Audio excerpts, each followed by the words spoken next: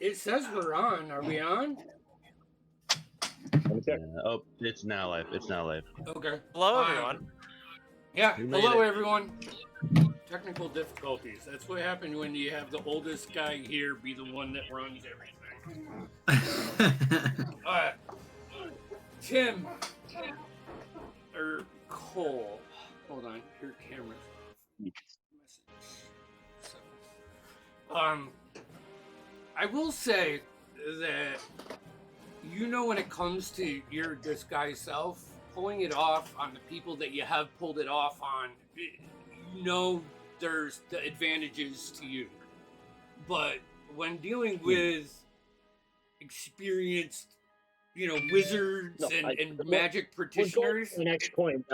it's a little bit. These are Valoran. These are highly.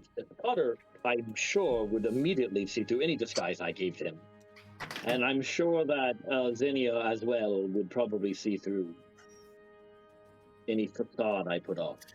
Fortunately, maybe from afar, but on closer inspection, it is not perfect.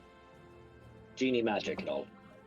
I mean, I have a couple ideas of what we could do if we do want to pursue talking to him. I'd more like to pursue kicking his ass, but Well, we need information. but questions are needed. Lacking severely on that front.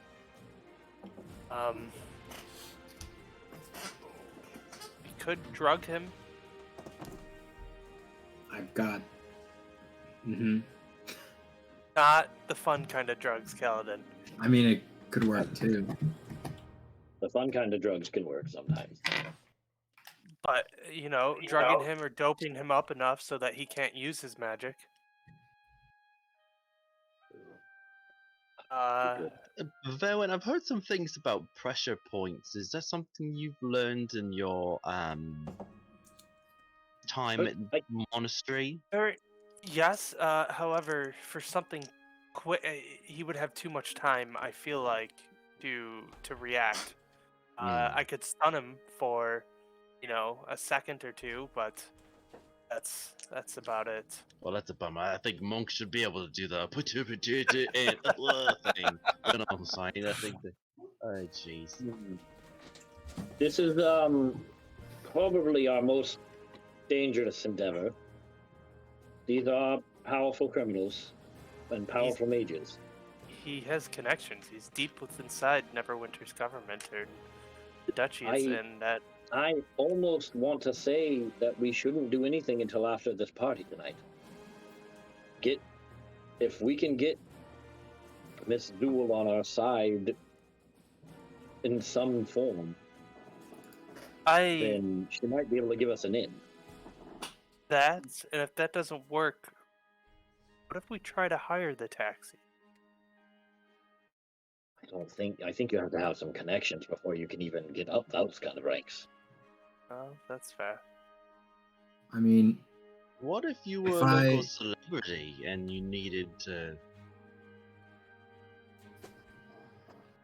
What if you put on the best damn show anybody's ever seen?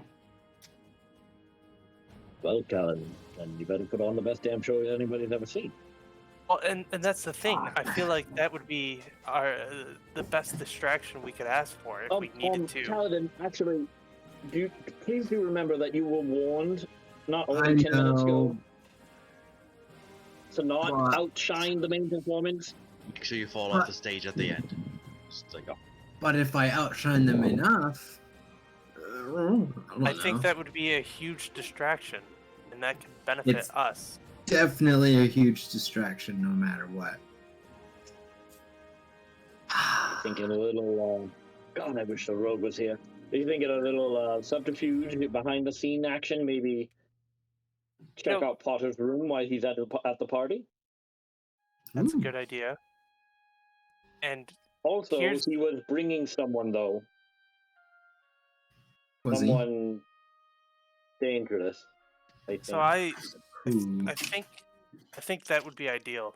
To while Kaladin's playing and Potter's down there, try to But find again, something. I don't even know. I don't even know the character he's bringing with him. But the person he's bringing is much higher in rank, which probably means much higher in abilities. And Oh, I think was he bringing Yeah, Andy? Who is the book from the dock? You guys found a book on the dock that had like a bunch of code. You haven't done anything with it. That was probably me. You literally I'm gonna say- haven't copy touched it? any I think of it. I think I copied it and I I think you did left copy the it. dock, or I Okay. left the book on and the then we dock. destroyed him. So in No, I that, think I left it on him. yeah, when you copied it, you did notice two words associated with 6 what you guessed is figures, people. Mhm. It was the Doc referred to himself as Doc, or the Harvester. It kind of, think of it like a Dr. Jekyll and Mr. Hyde book, where it doesn't Yeah. contradict itself, but it's like one part of it is about the experimentation and the research and all of this, and then on the other side it's like written like this need that he has to fulfill, like almost evil. Well, he was evil, but so you had the Doc and the Harvester, which you associated as the same person. The Seer and the Visionary. You didn't put a name to that yet. You have was one of them the bug-eyed beetle? Or is that something different? You know the bar, dude. I just have that right next to the taxi, so in my notes. I'm pretty sure that's the tavern, dude. That's the Okay. tavern we were Anyway. in. Was gonna try and be cool. you had the Seer, the Visionary. You had the Taxi or the Transporter. Doc and Harvester. You had Bones, and the other word he was referred to as the Collector. You had Gears and the Inventor, which I should cross these guys out as you fucking put them down. Give me a second, sorry. My bad. And the last one you had is the Eyes, was referred to as Eyes or the Lookout. And from the very little bit of just copying it, what you gathered, obviously Potter was the guy that moved people fast. Doc Right. was the lead blood cleric, the blood cultist. You know, he was the one that took your shit. Yep. You know what Eugene was? I would say by the description that Cole got, you would imagine that this is possibly the guy known as either the Bones or the Collector. Like the bodyguard, the meat shield, Yeah. if you will. Muscle. And then, correct me if I'm wrong, we heard that Potter was bringing Tavin. Yeah. Okay, and Tavin, Wait, Potter's like Tavin's right-hand man. You would get that It was from definitely the written in a way that was conversation, submissive. but when you bring up Tavin, when you bring up Tavin's name, Verwin recognizes the last name as a noble name and a very, very, like, there's probably Tavin 5 or 6 like high-level archmages in the Sword Coast, right? And this guy is one of those names associated with it. And in that All right, conversation, Potter was kind of begging him, like he wanted him to be there, almost like a kid wants his dad at practice. Right.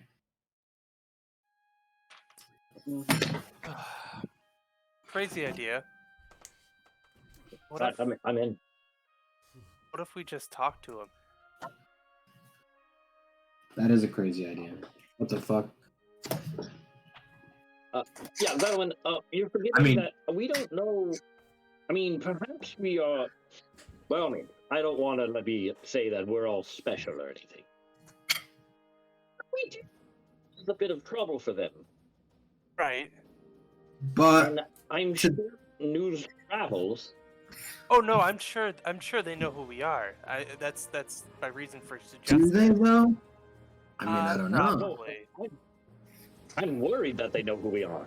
I don't That's I don't why- think know. a conversation will happen for very long. I'm not. I'm not sure if they really knew who we are. We'd In a- still be around. In a bunch of novels, written that I've read throughout my time at Candlekeep, villains like to monologue. That's true. Velwyn, this isn't a book. This isn't a Oh, made-up yes. story that someone just put on paper. You know, Podcast for typically, anyone to when I have found that humans typically do like to talk about themselves. If you ask the right questions, they'll just talk your freaking ears off. It's not just humans, it's most apples. Yeah. Was Potter is people. prime asshole. Hey, That's- It's an option. Prime that's asshole. not fair. You haven't even heard him really talk. You don't know what Liv Potter's name is. I You were mean- to Crimson Lotus. He Instant. wants our blood and bodies and stuff. He's an asshole. And to circle back on whether they know of you or not, they know that part of their faction was hit in Waterdeep. And then you guys had the Zents, if you remember, the Zentarum were like kind of just nitpicking at you through the first couple days when you were in Waterdeep and you had to put a bunch fucking down. So I would say maybe because of your races and your backgrounds and where you come from, they don't know who you are, but they probably know a group of different types. they're gonna, if they see a fire genasi, they know that a fire genasi, a furbolg, Aarakocra, and a elf escaped in Daggerford. And if they see all of us together and Yeah. make that connection, that's very dangerous for me and you and all of us.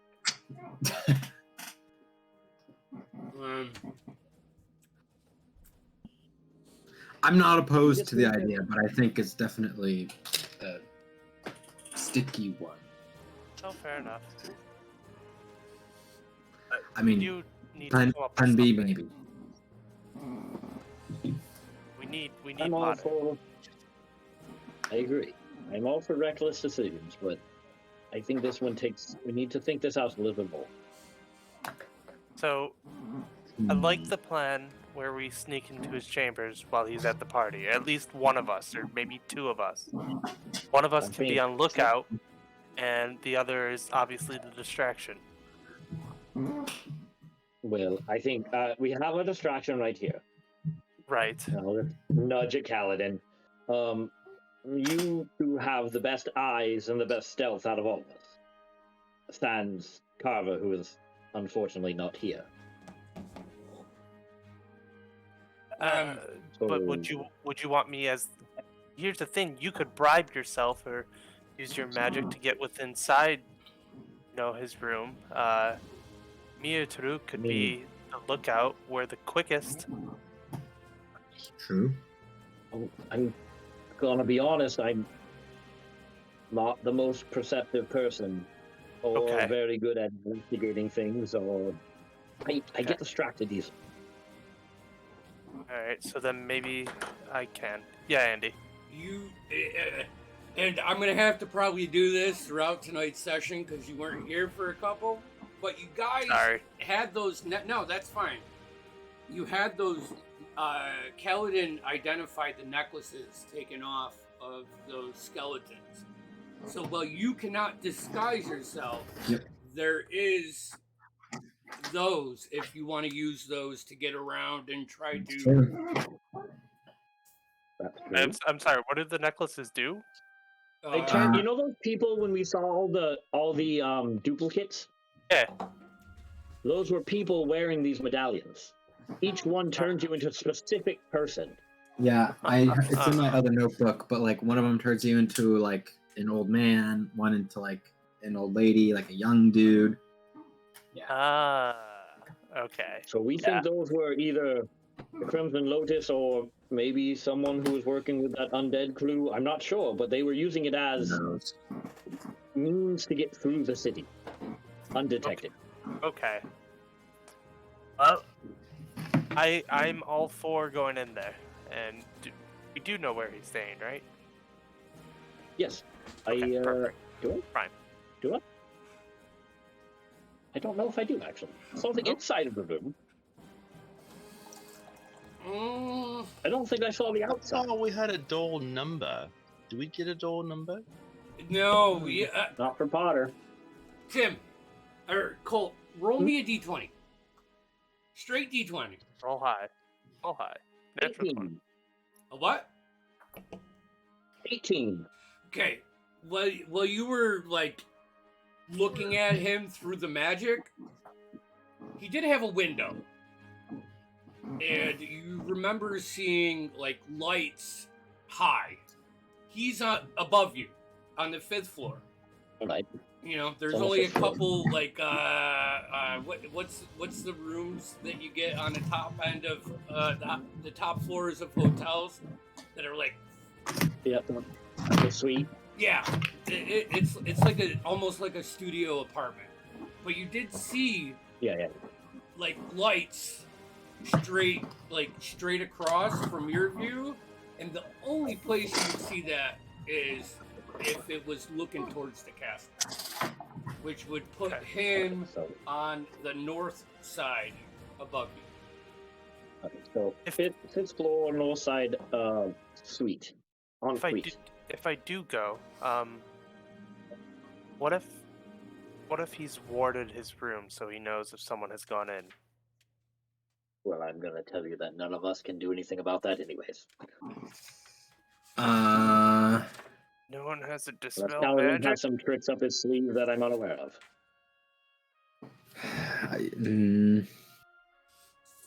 No, I mean I could make you more likely to not die.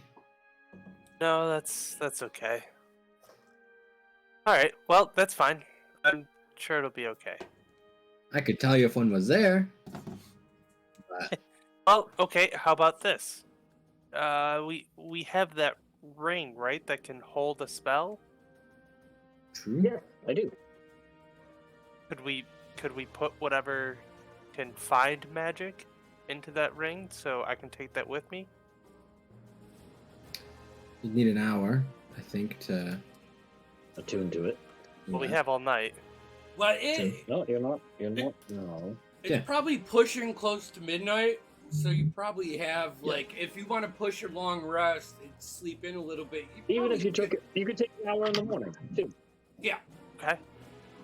And Kaladin, you remember what time you were supposed to report to Lisette? I think I was supposed to be there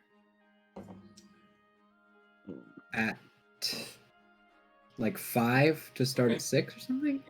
It was like I was supposed to be there like an hour early. I don't Right. remember when I was supposed to start though. It was either 6 or 7. All right. So we'll say 5. You go from your like time slot is like 6 to 7 ish, and then the Okay. regular band will play probably from 8 to 10, and then Cool. All right. so you have some Paladin, time do in you the want morning to cast a spell into my ring? I'll give you a bunch of spells. Yeah, I have 3 spots. You can put. Wait. Or how many? You 3? do I mean- level. 5. 1 through I mean- 5th. So if it's a first level spell, you can do 5. Yeah, or Or a third and a equal. second, or a third and 2 first. Okay. Take it off and unattune to it All right. Okay, let's and give it to Verwin. Varun, what are you gonna need? What are you bad at? Nothing. Well, you're not a great talker. No This is offense. true. Okay, what do we think? Obviously we need the to see if there's magic Any- around, right? Right. Right, so we'll do that. I'll put a detect magic in there. Let's write this down. Spell. Storing. I'm writing it down too. Ring.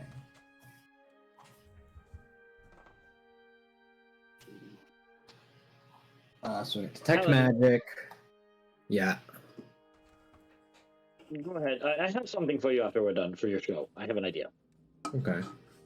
Do you think you want something to like heal yourself, or do you think that's not necessary?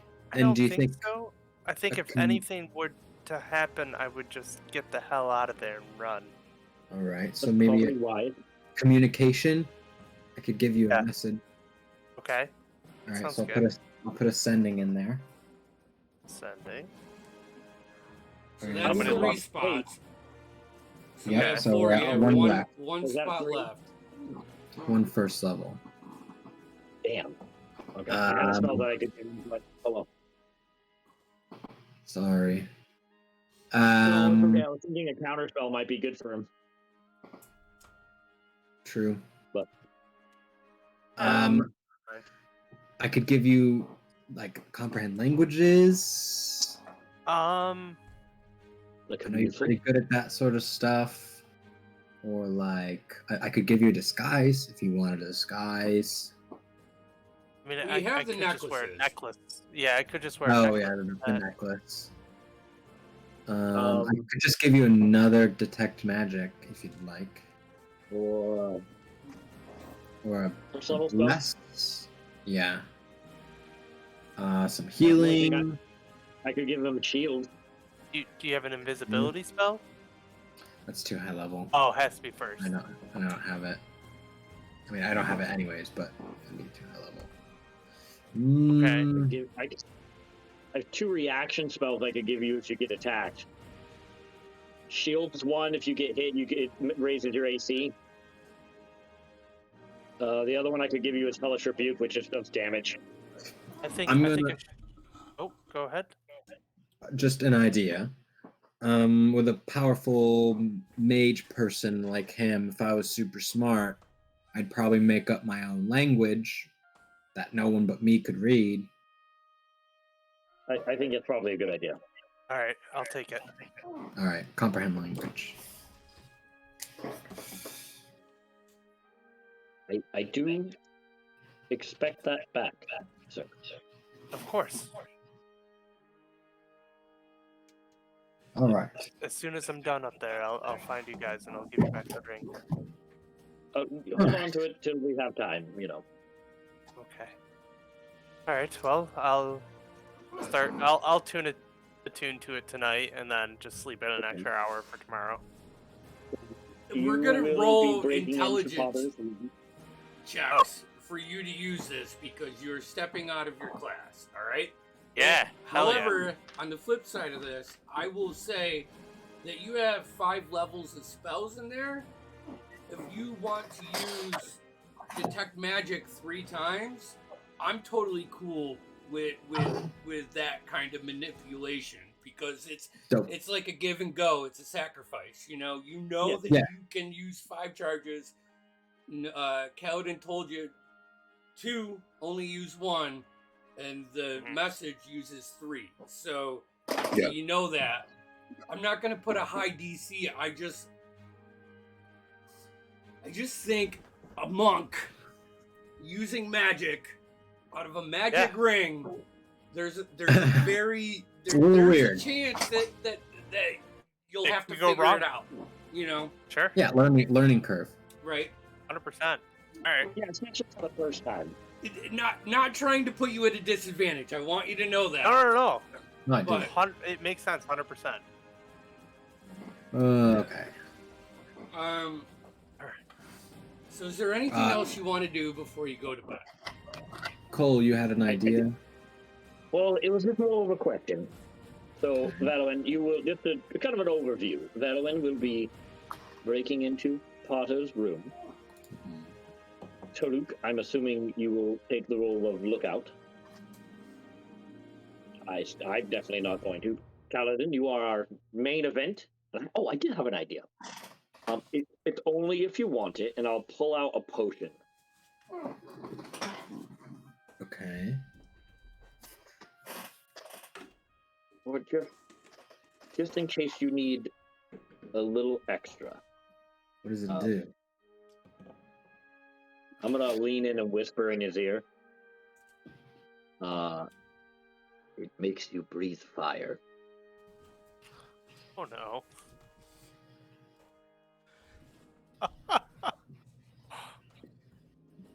I just want to say, this is the So chaos. I give you This is the chaos I my love. potion of fire breathing. 5 minutes earlier in this I'm just saying- conversation, Cole told Kaladin about how he wasn't supposed to outperform the next man. And then 5 minutes later, the ADHD kicks in and he gives him a potion of fucking fire breathing. So you have that, I don't. You know, maybe don't use it, but you know, whatever. No, it's just in case he needs a little bit more. I'm not saying, okay, Callan, I'll whatever you use do, this. not burn the place down. No, I'll use this if it seems like maybe he's gonna leave in the middle of the show, or like Oh, he yeah, hears no, he feels the war it's go for off. spectacle. It's for Yes, spectacle. to It's not for re-grab his fighting. attention. No. All right, so It's so pyrotechnics. I mean, unless Kaladin's no. distraction. I'm the sneak. Not Uh, entirely clear on what I should do. Interference. don't you have Cole stuff you should- to do? I think you should run interference. If he starts I'll- heading back early, or you know, something No, to that- distract him. Makes sense. I do have an issue though. I'm kind of worried about. Mhm.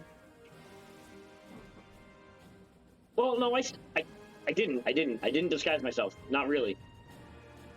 When I bought the room, I was Cole, but just looking different. No, you were when you bought the room, you were my manager, so you were human with the beard and the slick back hair. Oh, I was, wasn't I? I was Yeah. deeply human. Yeah. Okay, great. I can still be that then and not worry about being discovered. All right. Do you I think he's know- gonna recognize me? No, He's a- right? Oh, even No. from that one little thing, he might, but I don't think he won't put two and I two don't together. think I need to.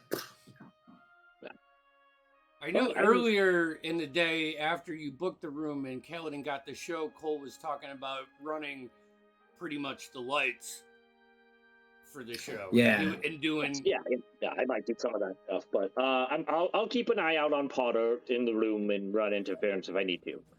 Improvising is what I do best. all right. All right, well, you have a plan. Shit. I'll be back. Shitty plan. I'm gonna. Kaladin like jumps out the window. I'll use my performance of creation and like make a carpet and then animate it and fly off. I just need to go buy some guitar strings. Jesus fuck! Could you have just made guitar strings? They only last 2 hours. Are you It's all right, great. so yeah, are you going to like try to knock on the door of a music shop? Yeah, I'm gonna. All right. So here's my plan.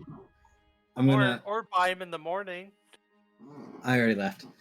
I'm just gonna go up and knock on the door. Wait to see if anyone answers. A minute goes by, no one answers.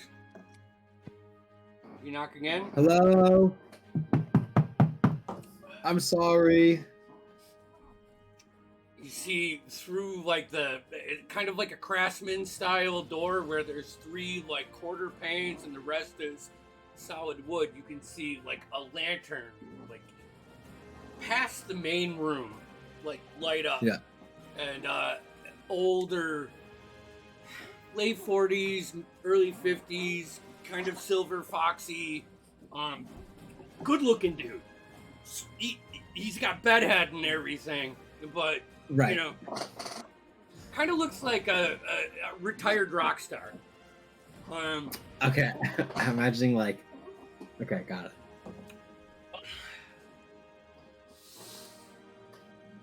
Give me 2 persuasion checks. Yeah, so I'll just like As he like opens up. listen, I'm so sorry. I got a What? gig in the morning. I just need to buy a pair of banjo strings. Ugh. Oh yeah. Says, hold on Oh, one yeah. second. Shuts the door. You hear him like almost like a kitchen like pans tinging, and then he opens it Mhm. up. You see him like water dripping down. It's like he splashed some water on his face. Yeah, yeah. I'm so sorry, man. I'm playing at the Moonstone Mask tomorrow. I just need a pair of strings. Mine are really. And you wait until it's I the gotta- middle of the night. I got a 29 persuasion. Oh, I totally forgot to come early. I'm so sorry. I would do it in the morning, but I want to make sure I'm prepping and stuff. You get it. Moonstone Mask. Yeah. You want? I'll give you a free ticket. I haven't been to the Mass in years.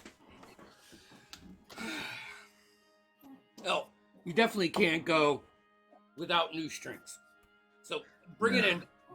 He invites you in, lights up the torch, pulls out he like goes through a bunch of like several wooden boxes that have dividers and different diameters of strings. You know, the first couple he just kind of lifts off and he sets them to the side. You see this one case he pulls out, opens it up. Need the best. Puts it on there. So, performer name? I haven't seen. No offense. No. I don't I'm think newer I've ever to the seen area. one of your style. I like it. Flashy. Yeah. Thank you. Caledon Row. I don't know exactly what I'm going by yet, but All right. let's keep the name. Spread the word. He starts talking about like back in my day, he traveled the Sword Coast. As he actually grabs your banjo and starts Mhm. restringing it with these strings for you as he tells you this story. At the end of this story, he tunes it fucking like country, that swamp blues banjo twang Oh yeah. to the perfect. He goes, I tell you what, this one's on me, but Oh. I got a little. No. I got a thing. I got a thing happening in a couple days. How about Yeah? you come down for a meet and greet with the students from one of the music classes? I don't know if they might pull on your fur and chuckle Hey. at your appearance. They don't mean any offense, but Of this course. would for them to see a musician that played at the Moonstone this like recently. I'd about be that? happy to. Of Would course. you? All right. Yes, of course. But I cannot go without paying you, and I'll just pull out a platinum and put it down. He grabs so a much. bottle of whiskey, puts out 2 cups, pours a cup for you. Doesn't try to keep you past the time, but will engage in Yeah. conversation and I'll, shakes your I'll hand. drink that with them. And, thank you, Mr. Kurt Cobain. Yeah. Kurt, please. Kurt Cobain. Kurt. He's got like dirty blonde, like yeah. Yeah. He's not salt and pepper anymore. Now he is actually Kurt. Yeah. He's just Kurt. But you do that. Thank you so much. You're welcome. Listen, if you want to, I'm opening 6 o'clock. Just tell them you're a friend of Caledon's. They should maybe let you in. I got a will call list? Wow. I don't know, played you the may get Moonstone turned away. 4 I'm not- times in the sorry. past 10 years, and I've never had a will call list. I gotta say, I'm quite impressed. I like your style, my friend. Thanks. I apologize if you end up not being let in. But anyways. All right. Thank you so much. I'll get out of your hair. And thank you for the drink. And then I'll I'll leave and I'll like summon the carpet again and animate it and fly off right outside his door. An hour later. Is there anything else you guys want to do before you go to bed? I'm going to bed. Are you all just going to bed? Is anybody doing watches? Daruk? Taruk is going to test his etherealness spell just by. I'm imagining him like snapping his finger and like they glow blue, and he's gonna like try to like unzip reality almost. Oh fuck yes. And just see what happens because he feels like it could work, but it's on the tip of his, he just kind of, not that he wants to entirely like use it, he wants to see if it works. Can you read the spell for me, please? Yeah. Cole just watching. Cole just watches the whole time, just like staring at him. You step into the border regions of the ethereal plane. In the area where it overlaps with your current plane, you remain in the border ethereal for the duration or until you use your action to dismiss the spell. During this time, you can move in any direction. If you move up or down, every foot or movement costs an extra foot. You can see or hear the plane you originated from, but everything looks gray, and you can see anything. You can't see anything more than 60 feet away. While in the ethereal plane, you can only affect and be affected by other creatures in the ethereal plane.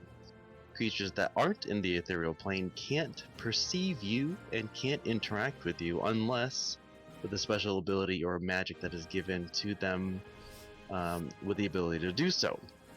Ignoring all objects and effects that aren't in the ethereal plane, allowing you to move through objects you perceive that are on the other plane that you originated from. Spell ends.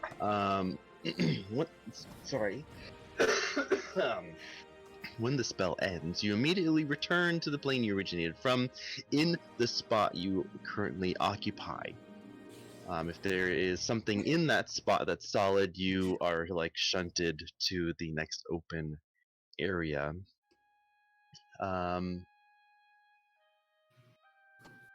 The spell has no effect if you cast it while you are in the ethereal plane.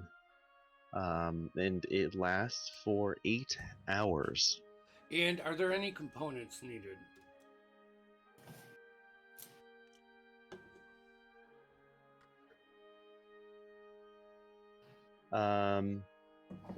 It gives a V and an S. So no. Yeah. As you finish this new incantation, and I would imagine it's like clicks, like just like a different version of a bird. Like there was an Aarakocra that wasn't a pigeon folk, that was like a clicker. One of those that you remember seeing him do this, and you just imitate it as best as you can. The first thing, as the spell just starts, and maybe not zipper-esque, but like peeling away like a skin of a fruit or something. This portal opens. You smell the black licorice. And you do see, before it opens, just several dark silhouettes wandering aimlessly within your 60 feet. It looks windy. Like the trees don't have leaves or anything, but the dead branches are just flowing from left to right. I'm gonna say, even though it's kind of against this spell, as you peer in, do you step into it? I think he's just looking in. It might like go close to kind of look in, but not trying to get into it. What do we? As you get close, there is a color glowing. Like, you can't see where it is until you get into it, but like as you get your head up to the mirror, you know, and kind of look around, from where you guys are, it would be to your southeast. Just, you see something that kind of catches your eye. I'm not, if you want to end it there, that's fine. But Okay. Ooh. Dangling candy in front of his face, Andy. I know. Mhm. Just wanted to see if it would work. I didn't want to open up the can of worms. Touch the butt. Touch it, touch the butt. This, I don't know if Tim heard what the description was, but I just opened a portal to the ethereal in our room. I know, I saw that. I was wondering what we saw, like, if only he sees that and we just see him, like, looking or something. I would say that he sees it, but you guys see like more of a disturbance in the air. Like You heat know, waves. yeah, It's really hot, and you just see like the exactly. warble. Exactly. Or I'm they just could- laying on the bed, like, just watching. What are you doing, Taruk?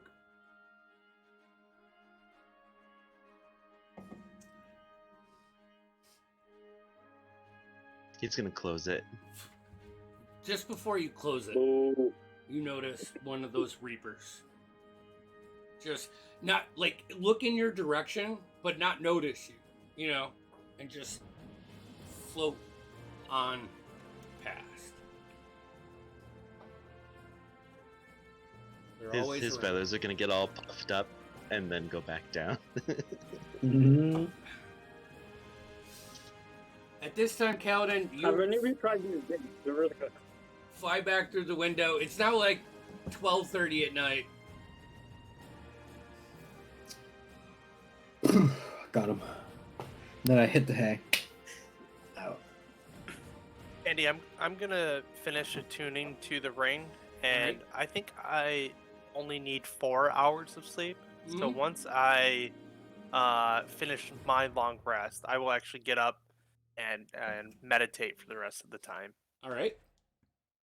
Cole, anything else?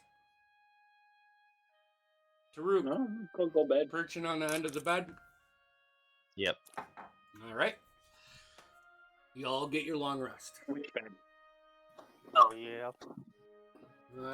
Which bed is he perching on? Let's see here. So, The Viner Kaladin's bed. I really want to know if he's perching on my bed. yeah. Are you perching on the bed? I mean, there's dressers, I mean, I could do there's like chairs. a chair or something. Yeah, How about he collarbone. tries to push on Cole's bed and then Cole just Verwin, stares at you. as you come out of your meditation, you see that Taruk has, like, maybe not purposely, but he's on top of the chair, and it's underneath the desk, and it's like tipping like at a 45-degree angle, and the bottom seat of the chair is like underneath the desk.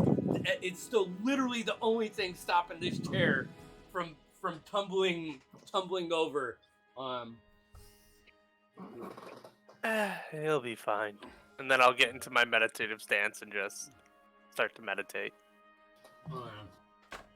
You guys get your long rest. You can take the time as you wake up and dress for the day. Prepare your spells, reset your hit points, and anything else that you need to do. And you hear a single knock at your door.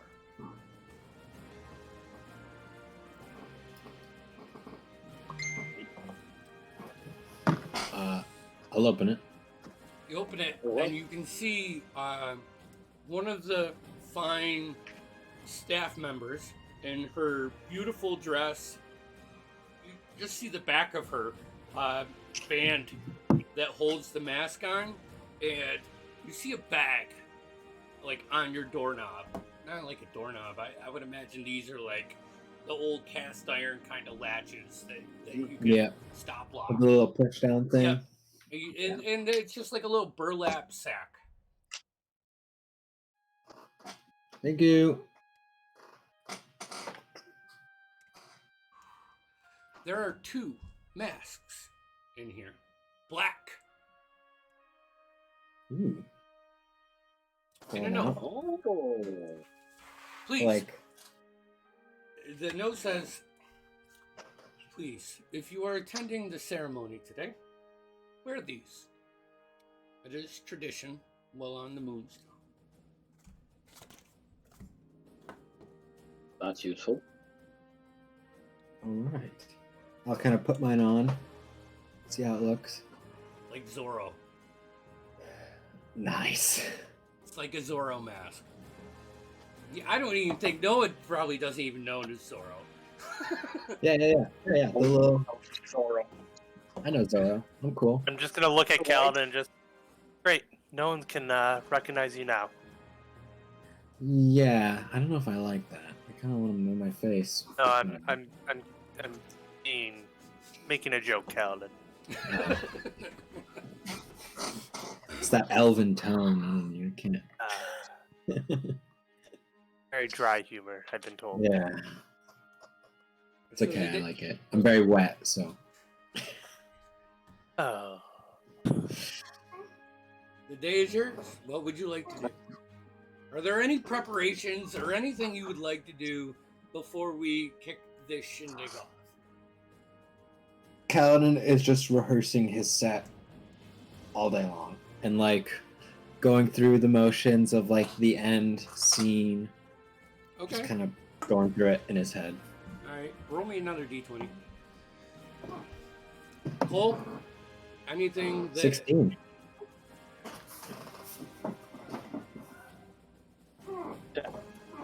The Calvin, like, spy guy again. Thank you. Before I do this, can you think of any reason why we would need this again today? I'm not gonna be able to tell you guys. Well, yes, I will. I can save one. But if I, for some reason, can't tell you guys if Potter leaves, it might be good to like check halfway through for Verwin and Taruk, see if where he's at. But it's always 50-50 whether it works or not. Yeah, Other than that, though, I'm gonna do it.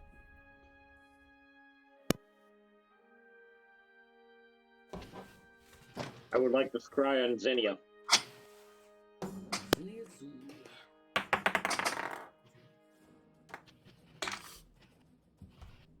you mean failed. She failed. Nice.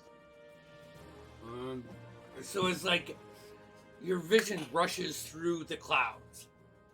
You are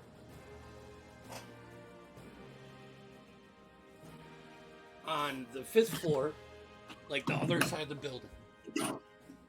You see Potter, but this is the first time that you've seen him not in his adorned, his robes and cloaks and, all of the fancy shit that he wears. And you see two, he has like 2 outfits. And he is asking her, which one? I like this one, but is it too much? What about this? This one, I think, matches Never Ember's. Does it matter? Give me a perception check.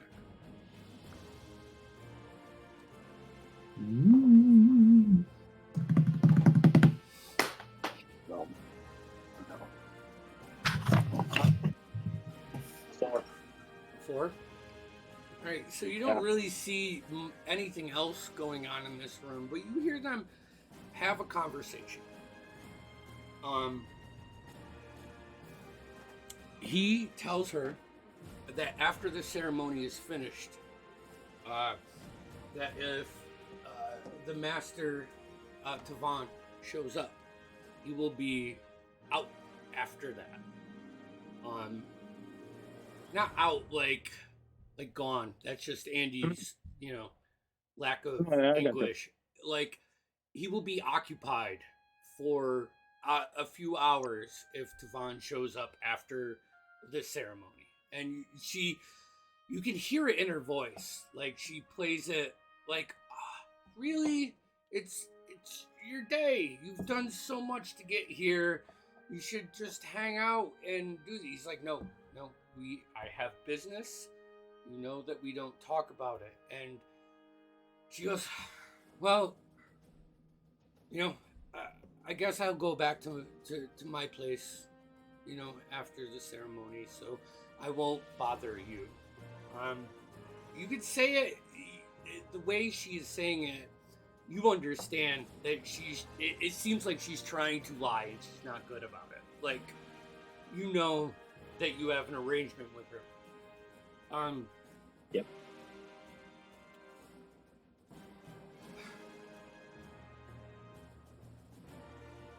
Outside of that, you really don't see or hear much. The part of the conversation that you decided to scry in is more about him picking the right outfit. And Yeah. I guess if anything you get from this, he is a fucking self-righteous, kind of cocky, condescending, jockey.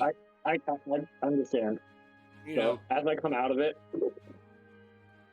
I'm gonna look at Kaladin and them and go, I'm gonna go stretch my legs. I think there's some breakfast here, so I'll bring something back for you. How's Since you that? can't really be walking around. How's that hole?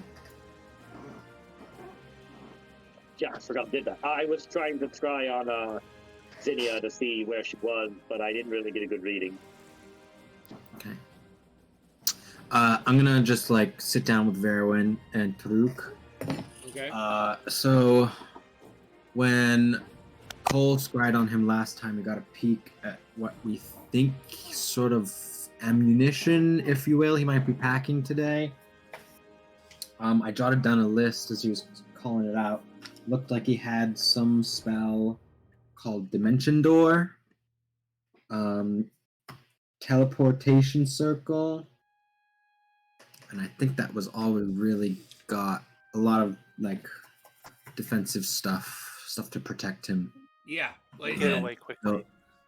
So I don't think he's going to be a huge threat to your life, but keeping him is going to be a problem, and hitting him is going to be the issue. So I don't know if that helps, but Hey, knowing is half the battle. I'll be back. So I'm Cole, gonna turn into my downstairs. human form. Human form. What are you? The rest of you doing? Are you going downstairs too? I'm not going downstairs. I would like to go grab provisions, actually, stock up on food, to put into my freezer bag. we have a freezer bag. I do have a freezer bag. That's I cool. thought about that. Taruk, Some meats, some You- produce. easy enough. How much you looking to spend? Probably for a week's worth of rations. Okay. Good stuff or just good? Decent, Okay. not terrible. Okay. Yeah, okay, not terrible by any means, but stuff I enjoy Couple gold. that I can experiment with while cooking as well. To how much? Perfect. Couple gold. 2. Okay. 2 gold. We'll give you And then more than enough stuff.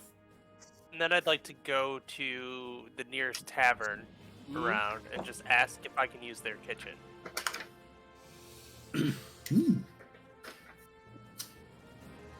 Roll I persuasion promise check. I'll be out of the way. Oh yeah, I'm great at those.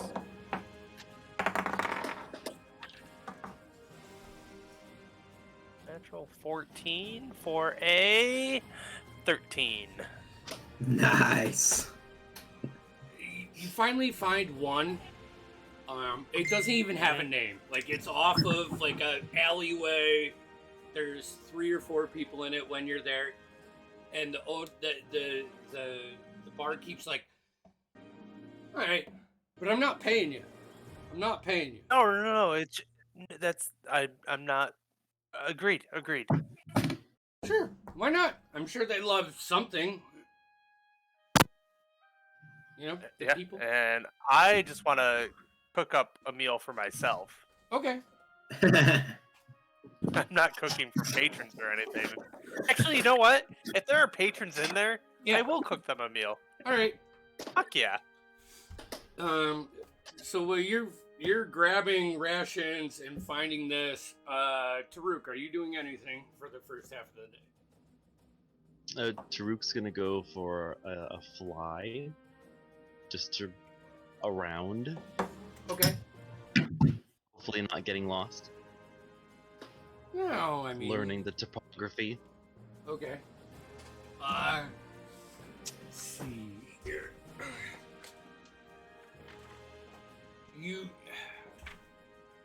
probably one of the first things you know as you get up, the first things you see is the smoke coming from the forest, and there's a large mountain that shoots out of the middle of Neverwinter Forest that just has this smoke shooting out of it. And, you know, the ashes are still present, but it's actually not as bad by the sea. The wind keeps them pushed into the city. You get a good view. Is there anything specific that you're looking for?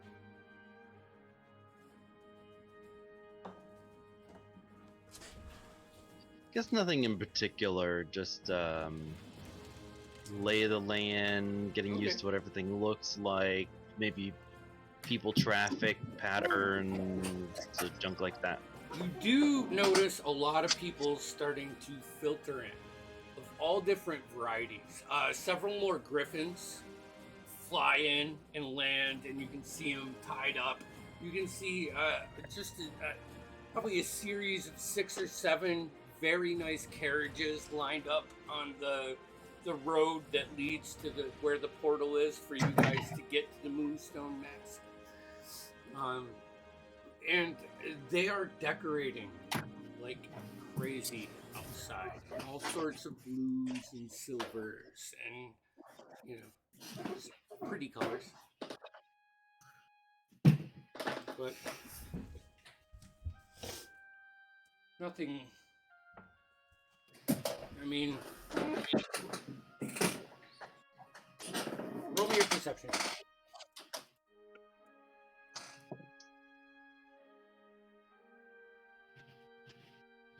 19. 19? Okay. You actually see the arrival of the Lord Daggelt Neverember. He walks. He rode in the carriage. You see him get out. You can pick him out just by the style and distinguishment of the carriage. Like it's Lord's, you know, thing. It's ornate. Yeah, beautiful. Yeah. Much better than his castle at Carabel. But yeah, you catch all that. Anything else? Okay. He's gonna have breakfast and junk, but All right, Cole. I will be in my human manager form as I step out. Okay. I would like to look down the hallway to see if there's any attendants here. No. No, not at this moment. I will transform into a human woman adorning the uniform and mask of an employee here. Okay. And I will head up to the 5th floor. Alrighty. Walk up. No one's really paying any attention to you. Keeping my head down, trying to seem not, inconspicuous. Okay. And I'm keeping my eye out for either Potter or Zinnia. Make a perception check. Much better. That's a 60. Like when you get to the fifth floor, they have like that open, really nice kind of ritzy bar, and you can see like the landing zone that sits outside, and there's griffins tied up there. As you turn around, you see Zinnia. Open the door, close the door, and start walking towards you, like towards the stairs. I want to keep a wide. There's a couple people like eating and stuff, but you could get to a blind spot if you want. God, I'm trying to remember what the manager's name was. Lisette. I got it. That's it. There again. Lisette. Lisette, that's right.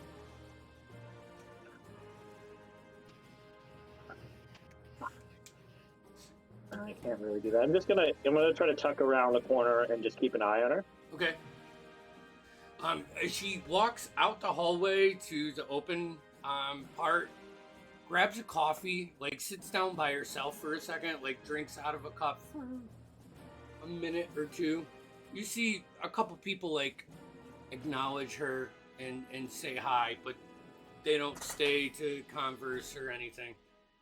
After a couple minutes, she puts it down, spins around on the bar stool, and starts walking back towards the stairs.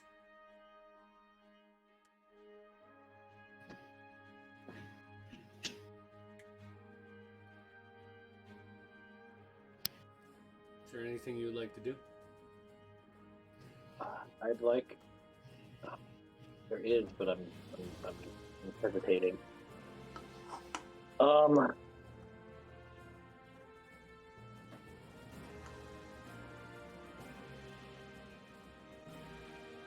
I'm going to try my best female voice I can muster. Okay. Really, really raise the pitch. And I'm going to walk by her, but not try to get too close. Okay. Like, keep my distance. And in the best female voice I can muster, I'm going to say, fuck, I already forgot her name. Lisette. Lisette, thank you.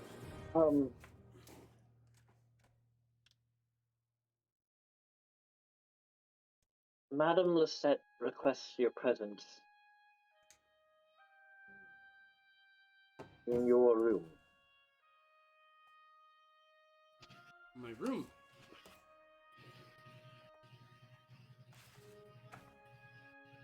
There seems to be a problem. Today is not the day for problems. You see her walk back from the stairs and head back to her room. I will do my best to stay behind but follow. Okay. And if she enters her room, I'm going to try to go in behind her.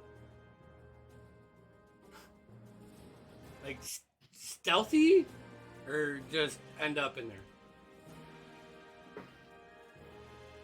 I'm going to try to be stealthy about it, Okay, roll stealth. but it won't change what I do.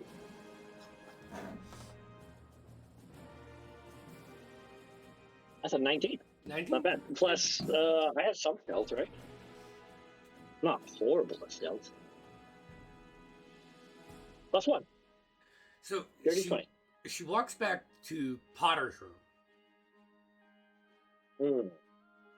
And I will hesitate then at that point. yeah, that's.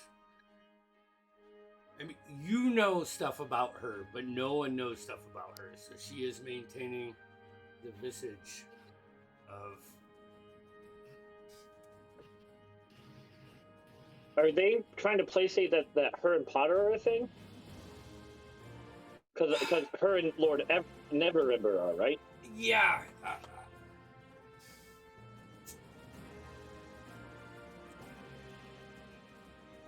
You know she is greedy. Yep. It seems like she's burning I the got it. candle at 3 ends.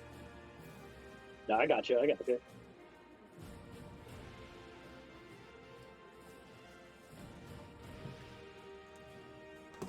She opens the door. All right. Do you go in the room, or are you gonna stay outside? I'm gonna walk by the room to see if I see Potter. Yeah, you do. I picked this one. You know, that's what you hear, and you see him, Yeah. getting dressed up in his nice clothes.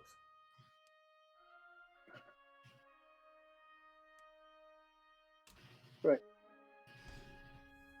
Not what I was hoping for, but more than I expected. So Okay. I will turn around and head back down. Okay. Let's say you guys all gather up, and let's take our break real quick. All right. Oh yeah. Yeah, I like it. I didn't realize what time it was. I'm sorry, guys. you're We're good. gonna go Oh, sorry. ahead. We'll be back in a few. Do, do, do. Do, do.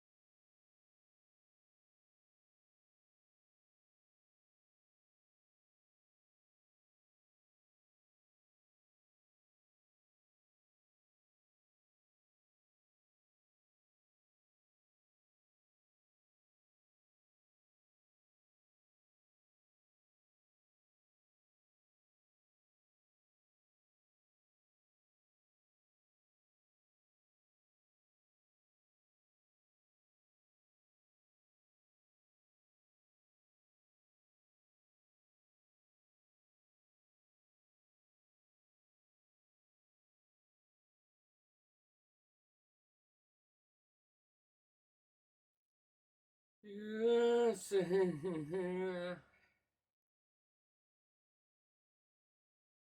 that one of those like cord holders?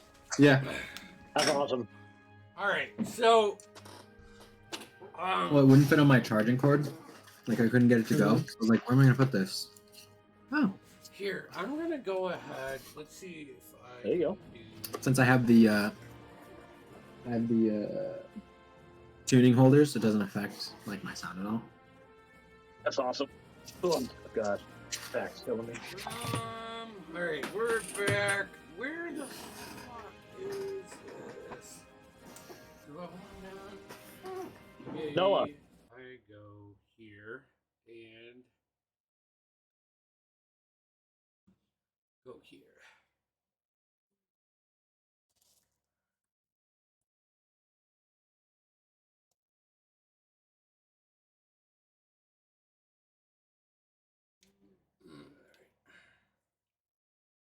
And go back here. I wish I could. How do I hide the screen? Yeah. You guys can see that, right?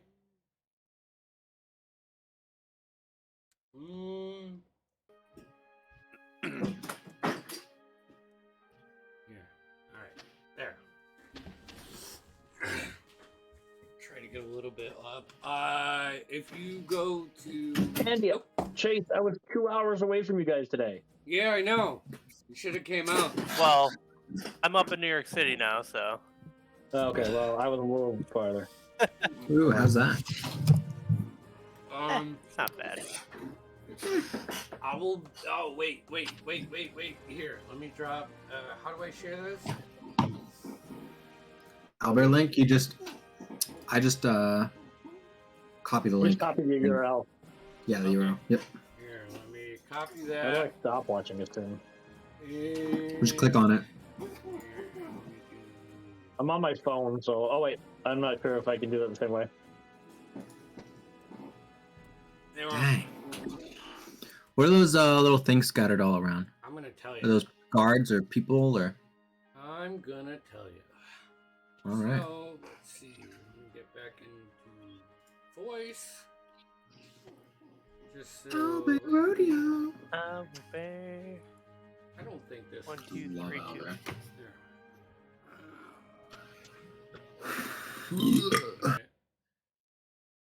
1, 2, 3, 2, 1.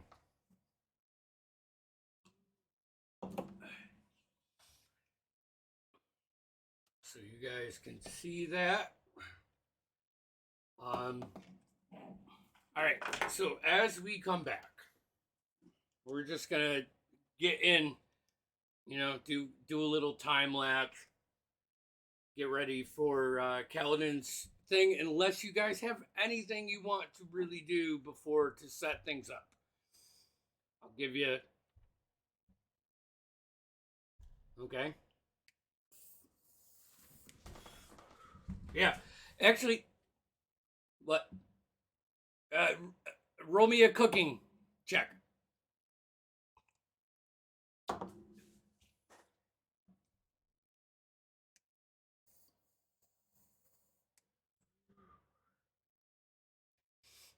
The what? Ophelia? Okay. What's cooking? Intelligence? Wisdom?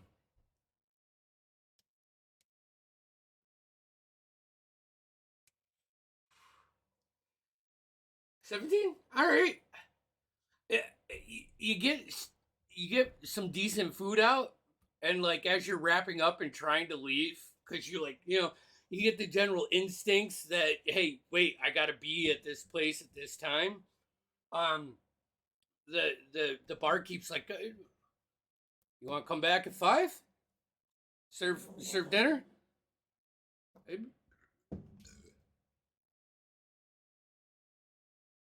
All right, great. Yep. See you later.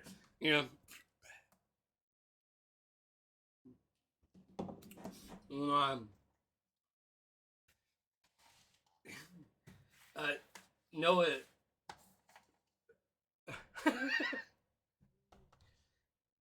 That Carver's father is taken care of.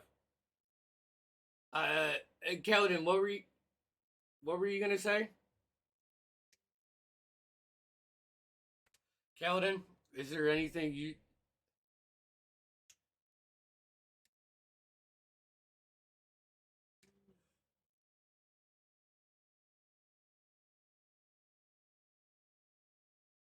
All right.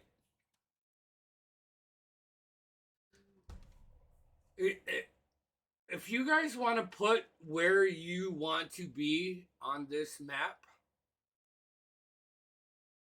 I will tell you that every one of those compasses is a well-dressed noble of sorts that you don't recognize. Most of you don't recognize them. There is one in particular person that you see walking around here that all of you know. You know him as Volo. And you see him hanging out with like two females. One is like a little bit older human, probably early 50s, and one of them is a brunette, total smoke show, and probably mid 20s. Like, she's a grown woman.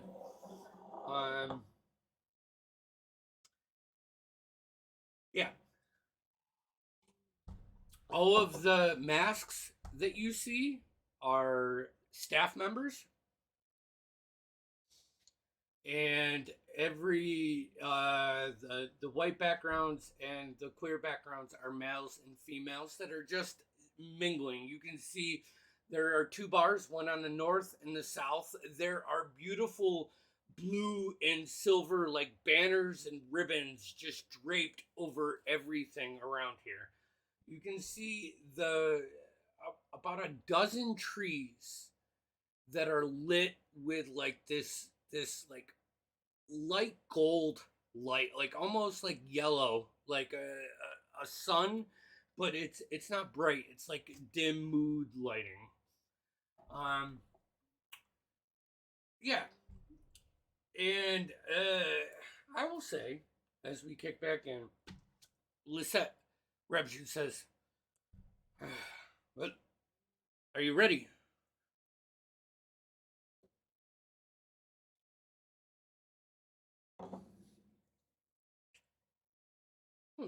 I think you're good. I. She leans into you. She leans into you, like you know. I mean, she's like 2 feet shorter than you. And she goes, "To be fair, you are the sound check. So, sound good?" She'll what? And is it any introduction? Name? Like.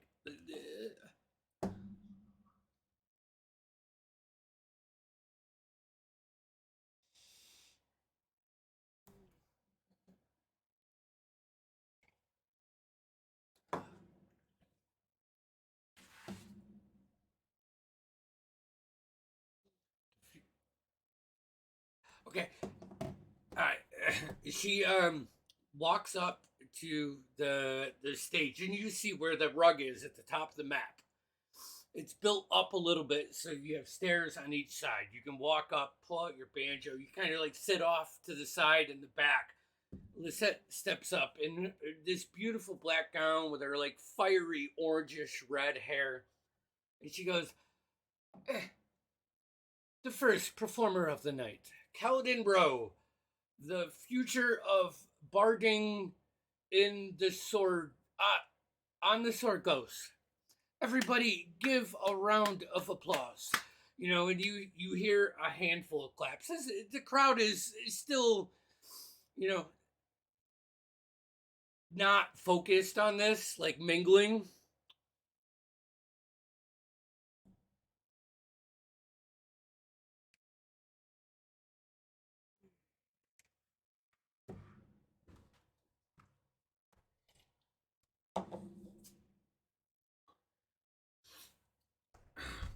All right. And where are you guys on this map? The rest of you. I know we got Kaladin up front.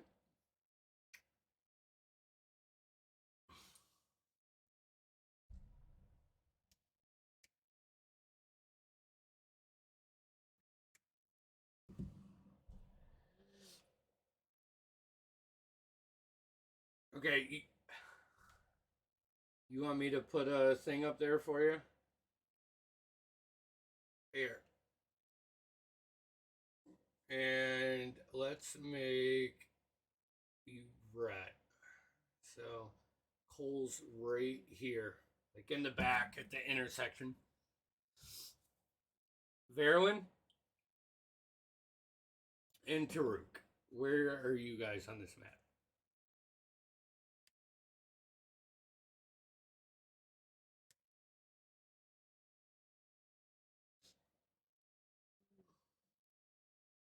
Okay.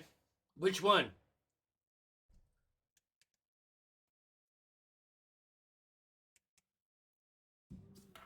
Mm-hmm.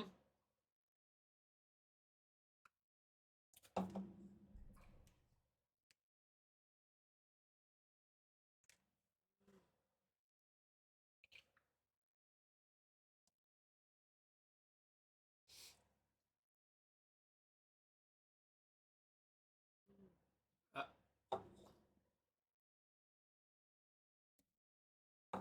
and you.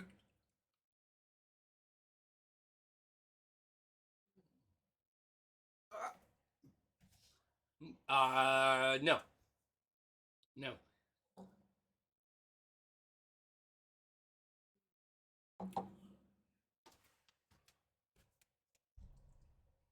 Okay.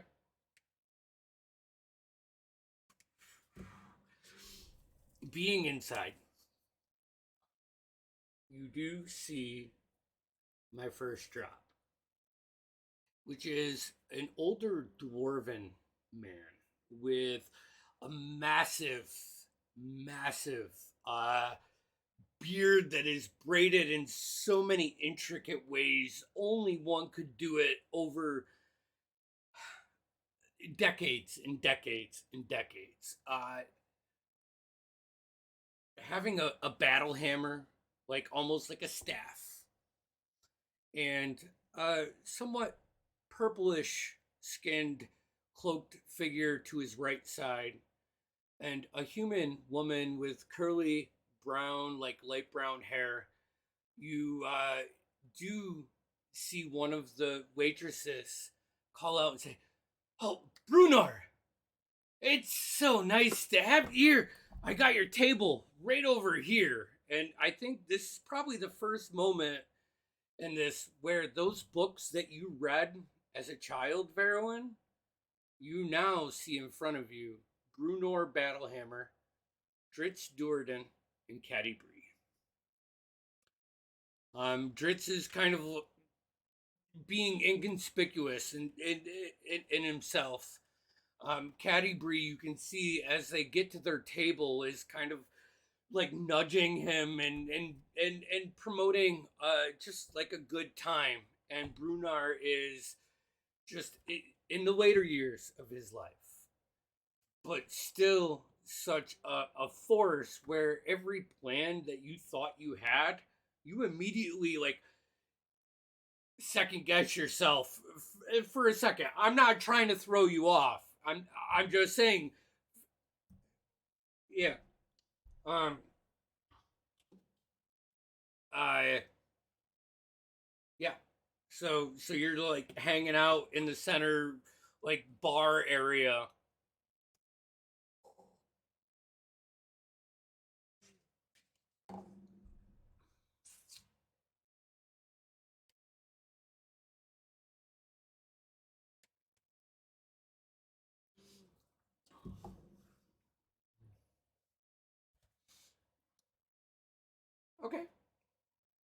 All right.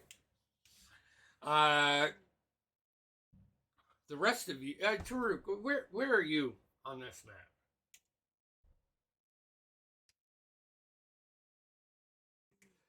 You want me to put someone up there for you? Oh.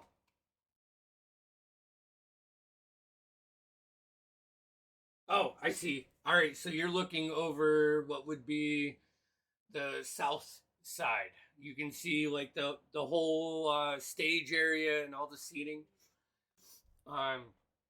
Cole, you see Dagalt Lord Neverember walk like behind you, and at this point where Kaladin is just getting ready to start his performance, he walks into the building. Verwin, you now see Lord Neverember, and he goes over to Brunar.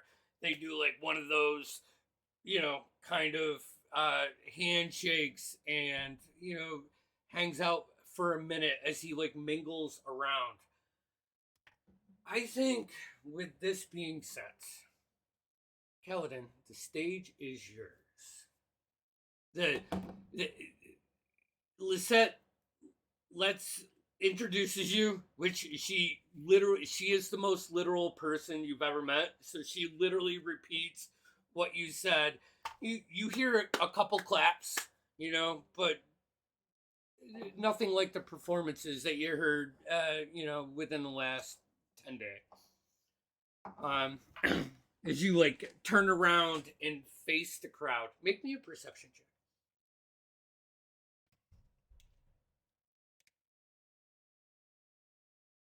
Okay.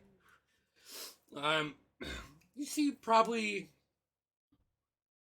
a dozen people already seated, waiting for this. You can pick out the the older female and the younger female. They have in their colors. You can see like the water deep colors in their uniforms, so you can immediately identify them. But everybody else is kind of not obscure, but blended in theirs. Yeah. So after the claps, kind of is what, Cole? Yeah, but it's still like it's just on the first part of dusk as Kaladin takes the stage. So, you can see the tree. All the gold trees on the map are like lit trees, like Christmas trees, but just in a light yellow glow. There are a series of like torches, like driveway lights for us, like cast iron poles that have torches around them, both by the bars and probably every 15, 20 feet on the main pass, but not in the bench, like the stage area. There's no light once you walk past the back part of the seats to create that ambiance. Kaladin.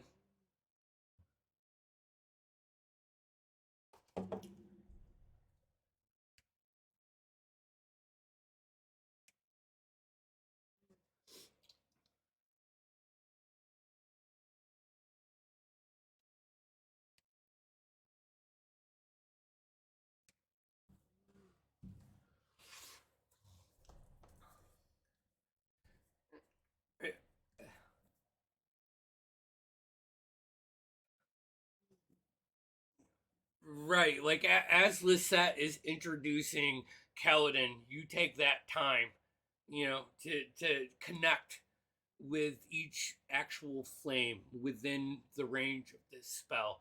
And then once you have control of all of these, I'll let you use it at once.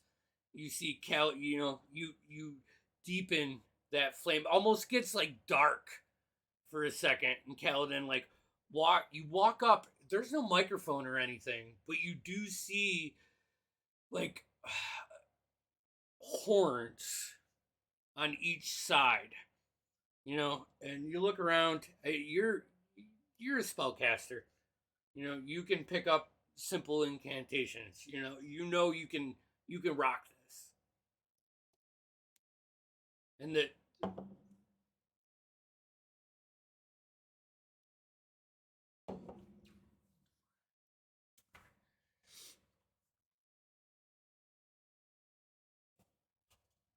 yeah, she walks down. You see her look a little confused at the purple flames.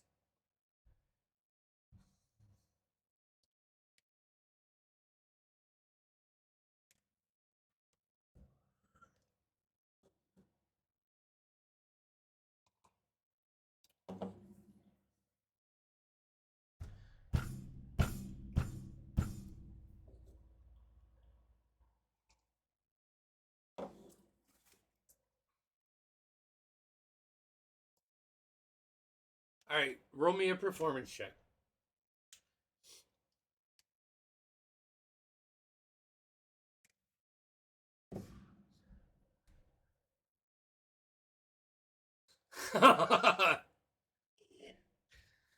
Give me a spellcast. Give me roll d20. Add your spellcasting mod. I just want to see how like if you're a cheap version or a really good version. 19? Okay, yeah. Do as you wish.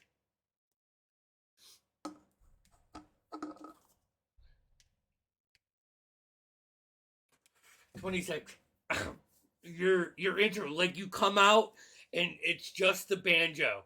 And like once you step past like the horns on the side, you can start to hear somehow that it is enchanted to suck your volume and put it through these horns. And for a brief second, there's a bit of like remembering to stay in your time, like when you're on stage and you step past those speakers and there's that echo that bounces back at you and you're like, that's not actually, that's behind me, and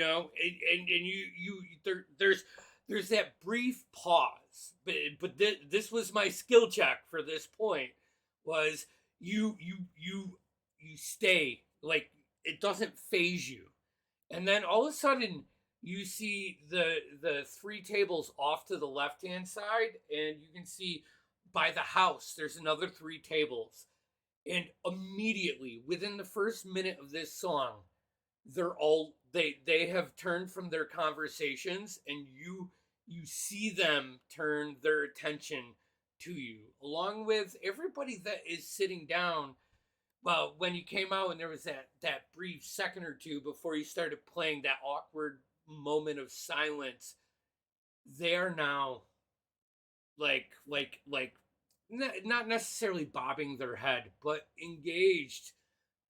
Their conversations have kind of subsided. You see to the left of you in the front row is these a human male and female, just sitting down, and the female, obviously it's his wife. It trying to talk to him, and it like 10 seconds into this intro, he's like, well, we came for this. um and you immediately, like, you connect eyes with him, and you know that you have him, like, yeah, he smiles, being, that fan awestruck by the person on stage. Recognize the first song, or first several songs go exactly as you planned the night before. You get this sense of uh like, not calming down, because you don't want to do that on stage, but a little bit more security. Hmm. So we go into part two of your set. What would you like to do going from this into the next phase?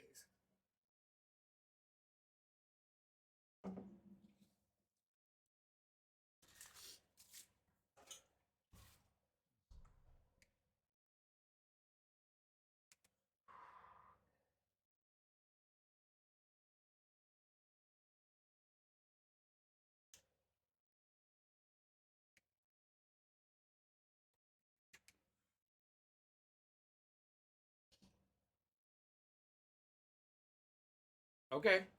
Roll me another performance check.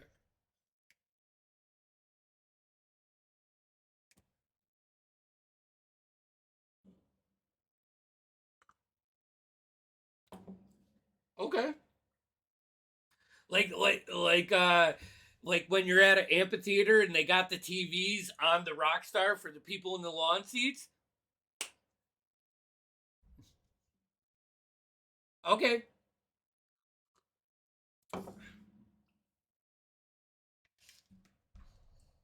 A 12? Okay. You do have your inspiration from last session for spending the whole night. You spent time using planning your set list. I gave you inspiration for this. So that's just advantage. That's not an inspiration die.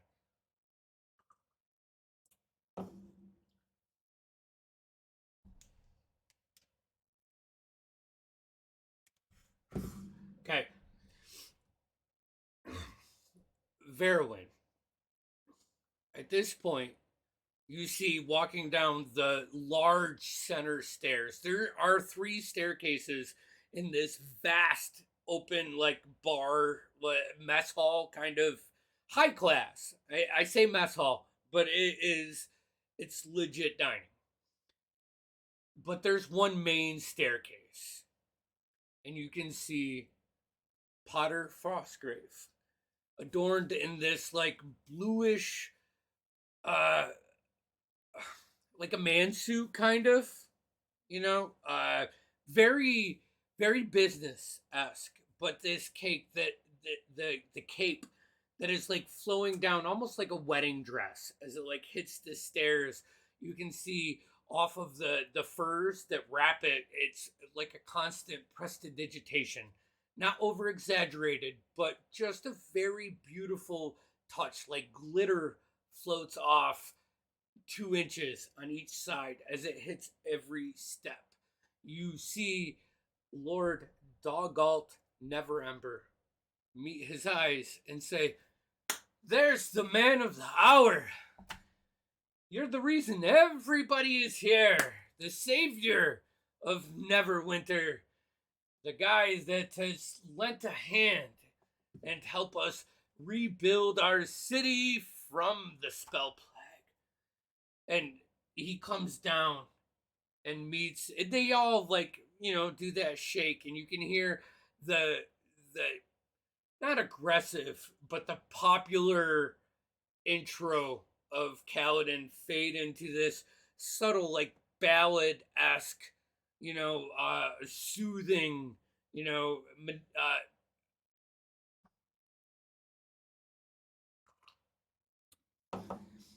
you see the cloaked figure with like that purplish skin just walk stand up and walk to the other side of the door so he can make get the visual of the crowd and the stage. Potter comes down and engages in a conversation with the lord of the city and Brunar Battlehammer. They all like slip away. Roll me a stealth check. I'm gonna say you've been prepping this. I'll give you advantage.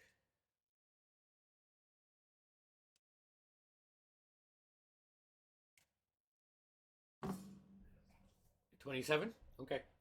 Easily. Just manipulating your way around like that one person that knows it will not go noticed at a popular place. You slip around up to the second floor, move down the hallway, and start to ascend the stairs that go further up. Taruk.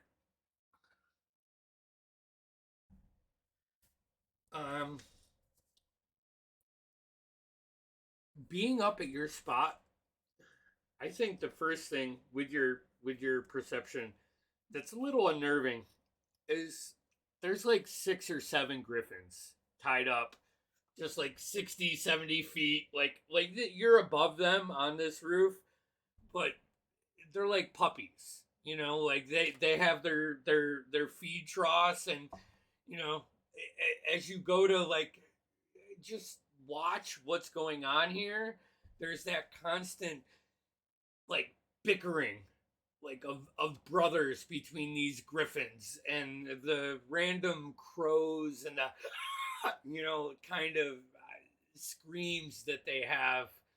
um but give me a perception check. So Cole's doing this very, I imagine like a trancy kind of interpretive dance during this.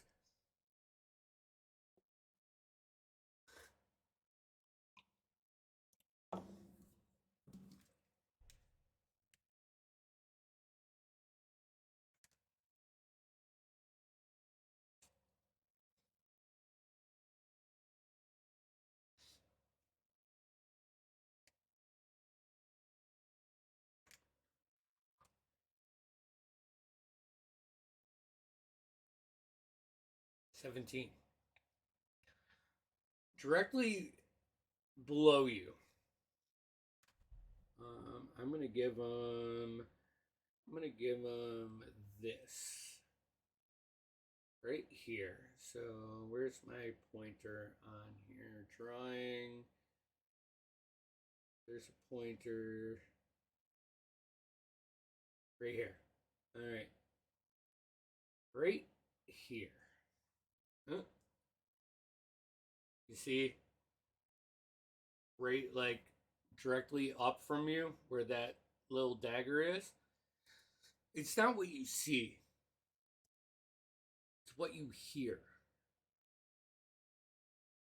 And even the words from your height are hard to distinguish, but the voice, the tone, everything about it brings you back to when you were in Daggerford and bound in the basement of that building. Something about this voice links that time frame. You heard this voice while you were trapped there. You don't recognize the individual or anything. You guys didn't really see anything, but this voice you do pick up on. And for the rest of it, it looks like Kaladin and Cole are fucking doing what they do, which I would imagine for you is a little like, exuberant, out there, eccentric, compared to Taruk. But that plays well. And the lights, the dancing lights, people start to pick up on your performance. The sun is now starting to set beyond the forest, and being the Moonstone Mask up high, it is almost like a spotlight as the sun goes behind sets, rises in the east, sets in the west.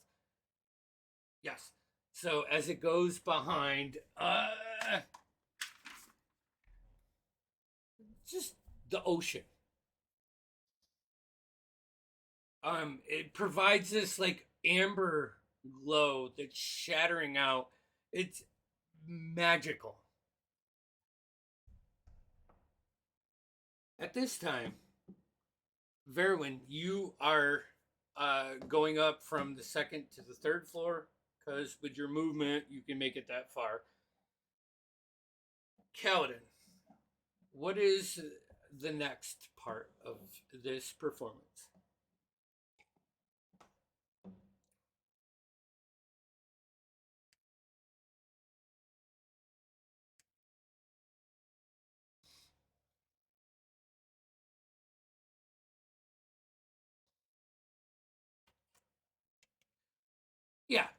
Yeah, I want you to treat this like a sound system, but I want the visual to be like, yeah.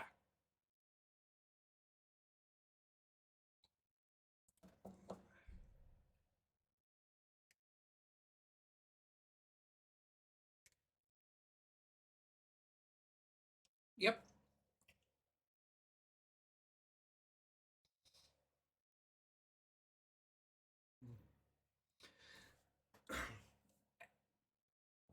At that, give me a persuasion check. Verwin, a woman in a beautiful dress, kind of hits your shoulder as you're going up the stairs, and you can hear her rushing down, like towards the main area. 17.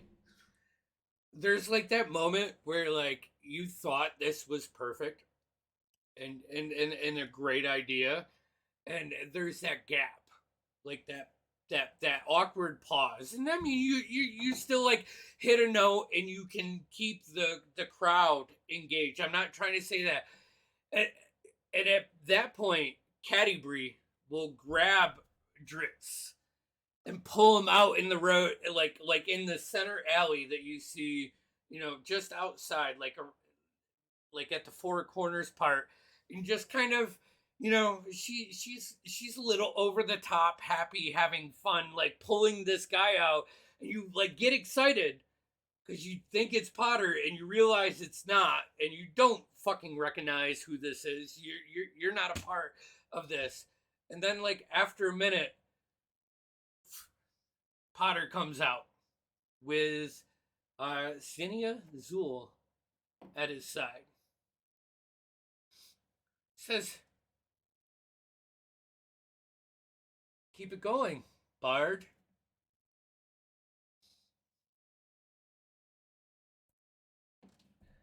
Get it clapping? As soon as you start getting them clapping, Brunor comes out, and you hear him as he's like just slamming his battle hammer like on the stone staircase. No one's there, so you can't really see it. But if you were there, it's like starting to crack all of the rocks. But everybody gets into it, and at this point, you now draw one.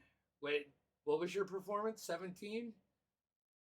Oh, you didn't roll performance. Okay. All right. So now you got him out here. It took a little bit.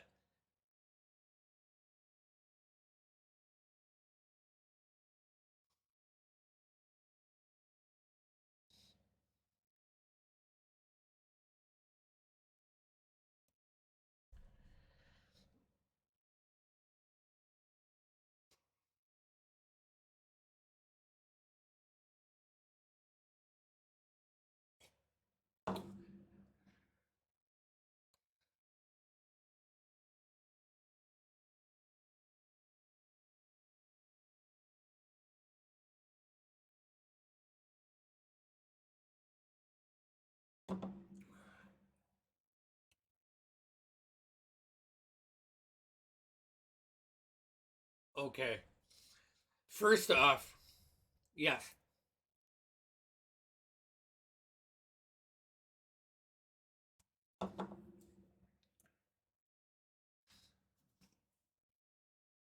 Okay. What one torch? You want it close to the stage or away? Okay, so kind of like back, like front lights, Kaladin.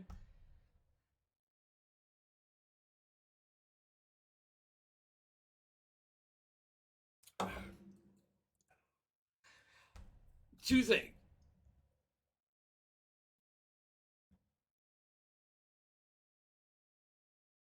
And what color light?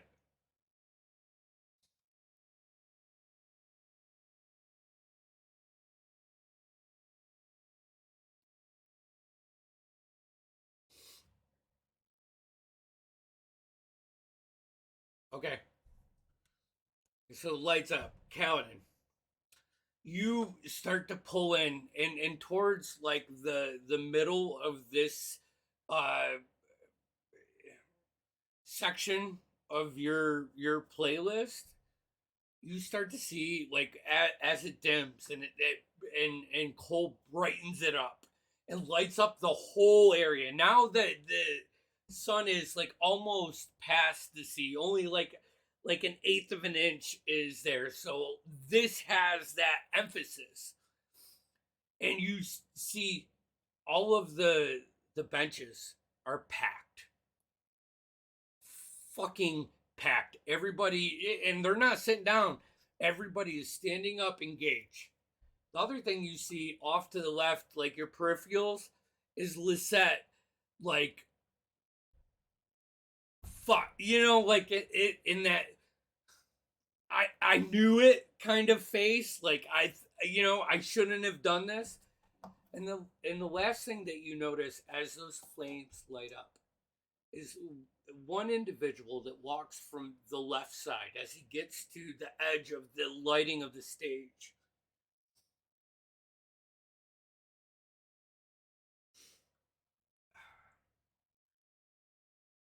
Roll me a d20.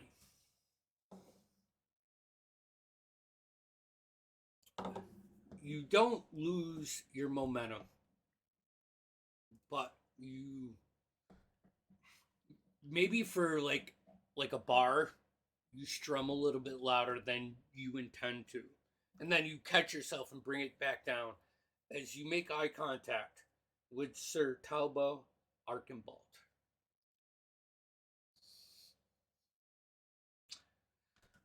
By this time, Lord Neverember has exited the building. It is kind of just like standing back at the stairs.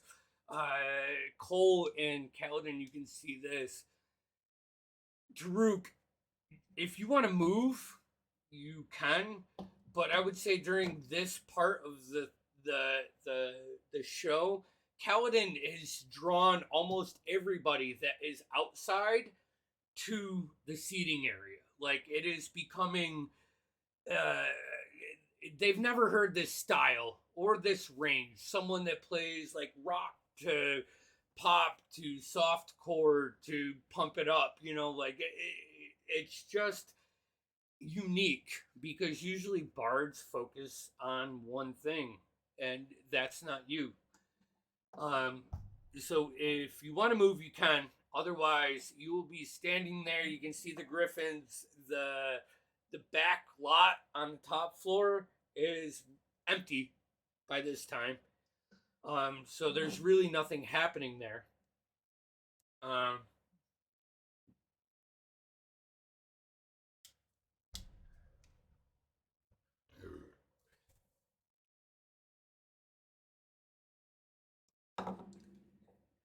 right. Verwin. Up the stairs, down to Potter's room. You stand at the door. I think for you, for Verwin, this whole experience is a little uncomfortable because you're not that extroverted guy. But like you get to this door and you look left and right, and this is like you're alone. It's ghost town. I'm gonna give you some freedom. What would you like to do in this?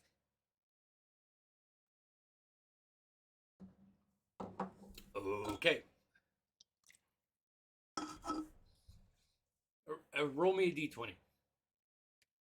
Add your intelligence.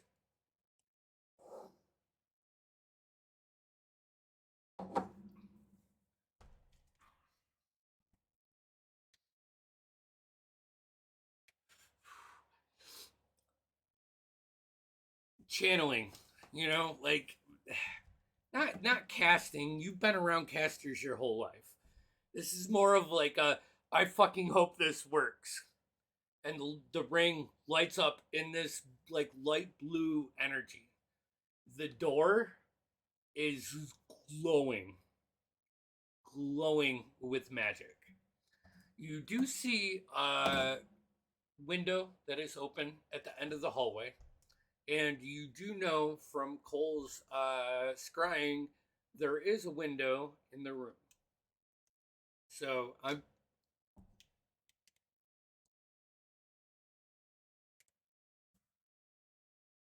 okay.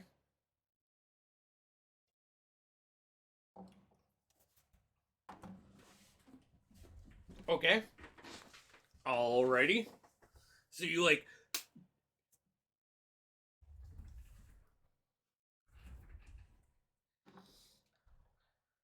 give me an acrobatics check.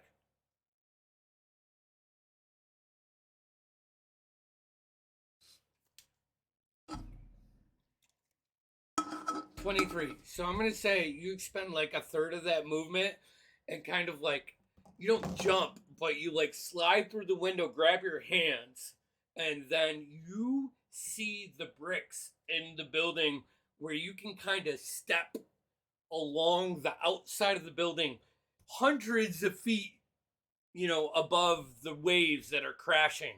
You jump out and expend your wings and fly around, and you see the window that is opening.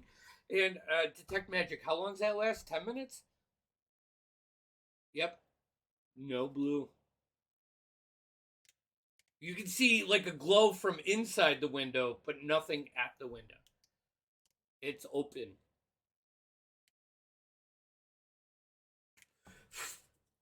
Fly in, land. You're in this large, probably 30 by 30 room that has, a king size bed and dressers and all the fanciest of fancy. This is the Ritz Carlton. This is the top level.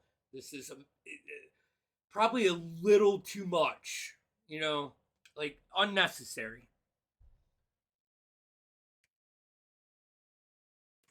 From here, there is a chest that is glowing light. The door is glowing light. The bed is glowing light.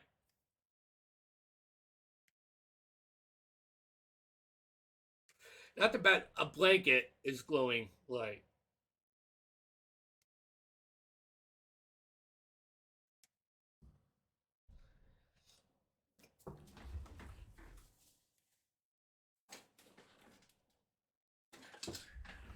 Okay, give me an investigation check.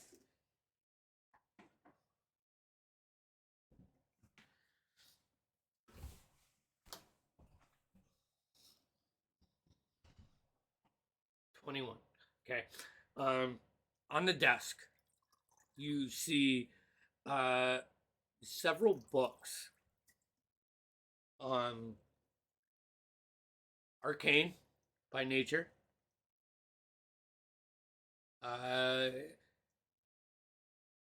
You've been around wizards with your Candlekeep.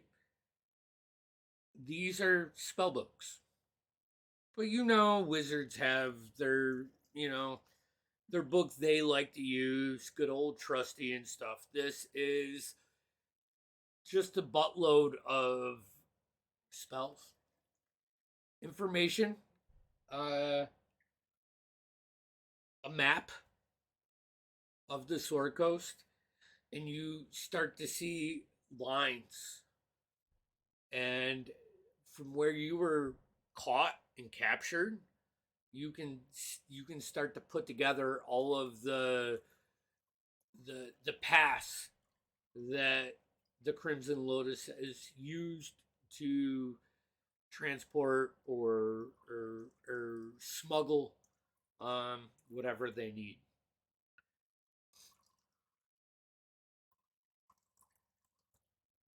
Okay.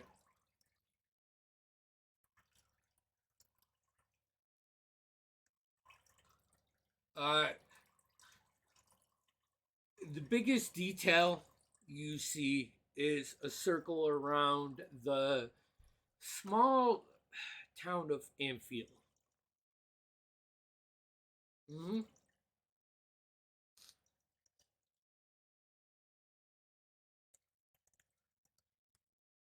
And as you're doing this, Kaladin, you now see the whole crowd. The Lord is Neverember is now like in your vision. You see Potter, you see Brunor, Battlehammer, you see Catti-brie, all of these dominant figures that have you know, have stories about them. You also now see several more members of the Lord's Alliance in the seats. You can pick out colors of Waterdeep.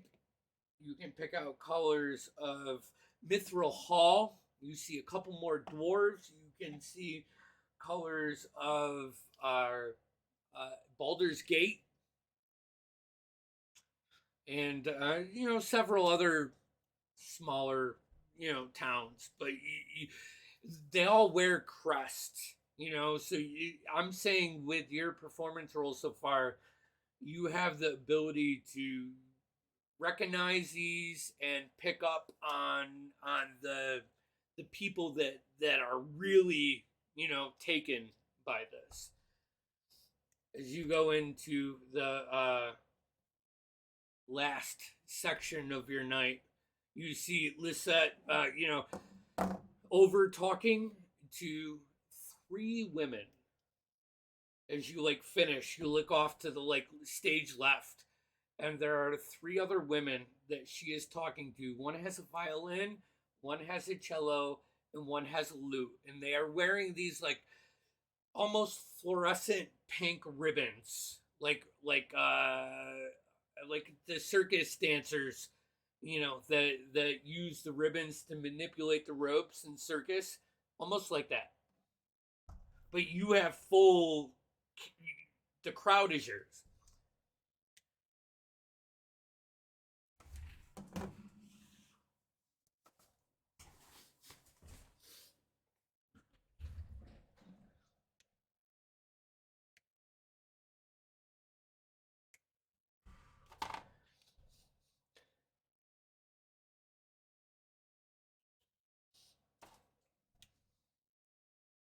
Really? You see like a couple of the wives of these nobles like get picked up in this and like, you know, just start dancing with this like the best night of their life.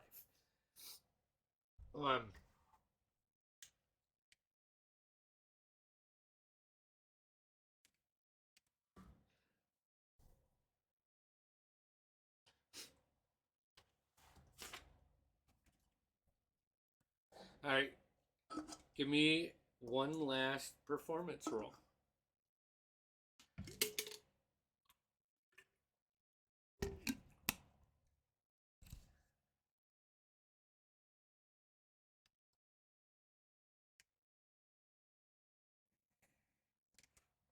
Okay.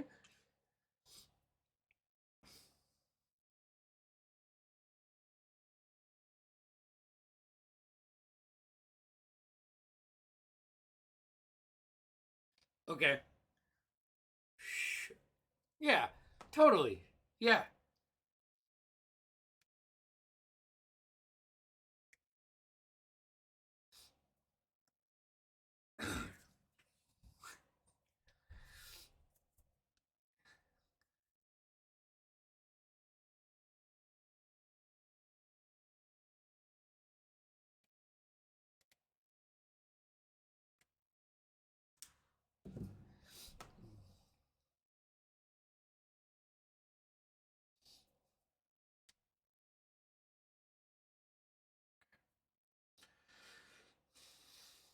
Taruk, as Kaladin is putting probably like, I'll leave it up to you whether you like Kaladin's eccentricness, you know, because that's the only way I think I can describe your sets is, you know, unless you're playing in a fucking the knight and the lad, you know, you've been jumping all over the place and blending music. You see that voice that you heard. You see his like stature change, and like turn to someone that is next to him and say something, and their demeanor is now like alert. Like whatever. Roll me a perception check, actually, because you have the observant feat, right? All right, so roll me one of these. Let's see if you can read lips.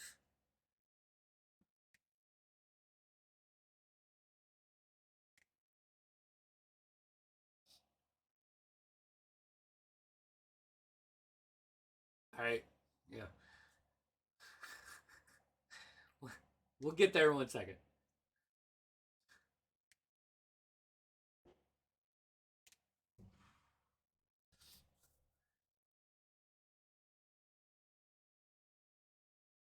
Ten. All right, I'm gonna give this to you. Not word for word, but what you pick out is they recognize Kaladin. Like, like it's over a couple minutes, like back and forth. Are you sure? Are you sure? I don't remember. Do I remember? One of those situations. And then at one moment, they lock eyes, they turn their heads towards Kaladin, they look back at each other and have that body language of, oh fuck, we know this guy. And you are alerted of these few individuals to do it. They're not necessarily aggressive or anything. They're not making any moves. You'd have to be stupid to at this moment, because if you're looking at the map, all of the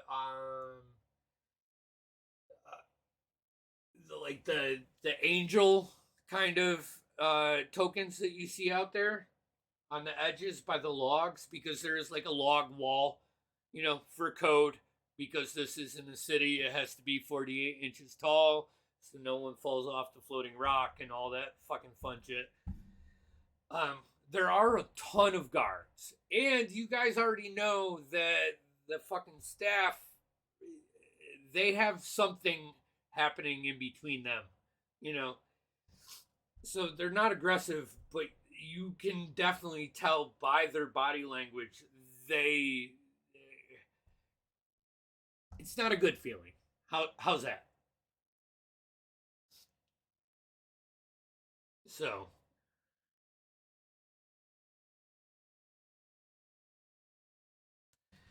I'm gonna say all of these people. Where's my select tool?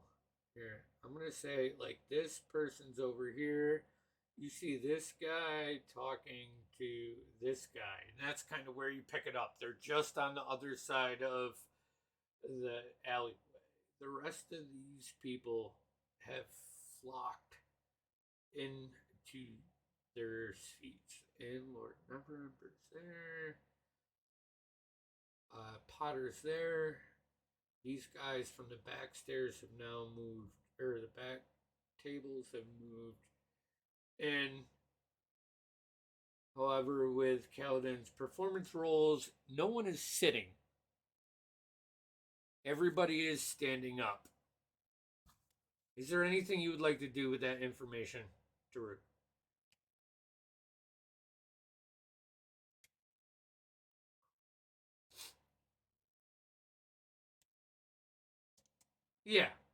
Yeah, but I'm being super flexible with this. Don't think of it as in actions. Think about like you have a couple minutes to maneuver through this. It takes you a third of that time to understand their body language and shit. So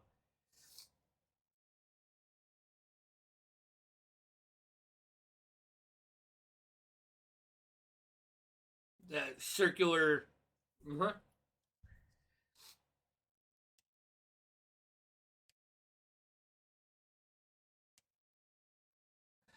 You guys have been traveling together for almost a year now. I'm going to say you have ways to gather the attention of each other that is not drawing to anybody else, whether it's a certain whistle or a word or a noise. Yeah. Cole, you hear something that maybe you don't recognize it right away, but you know that it's a part of your team. But you're more focused on, finishing this crescendo. You turn your head as you're pumping up the lights, and you can see like the shadows of the lights cast a silhouette of Tushar on the top center portion of this. Yeah.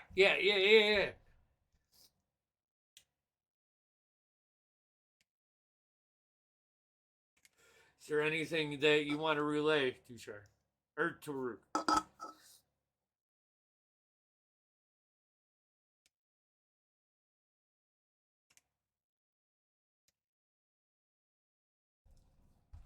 All right.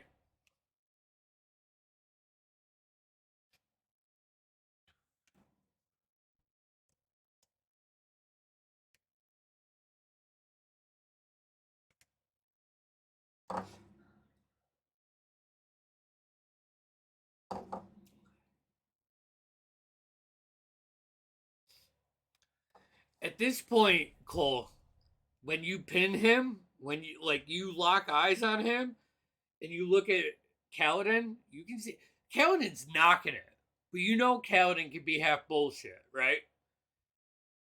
Like every other bar, every other measure, you can see Kaladin like turning his head in that direction subtly, like Kaladin's keeping eyes on this guy. Like no one else would notice, but because you've been informed by Taruk, you start to notice the acknowledgement from Kaladin too.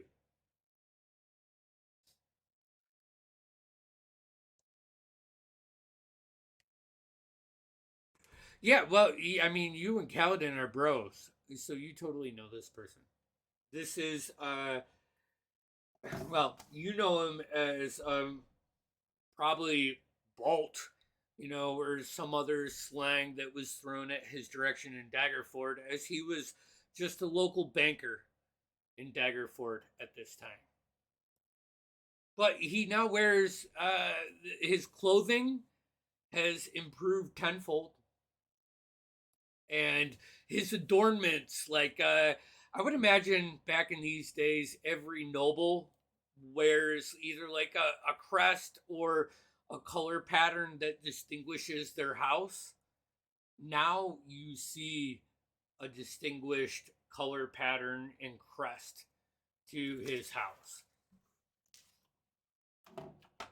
And that, yeah, and you know that Kaladin was in debt or something like that, and yeah, I mean, he was dirty back then. We'll say.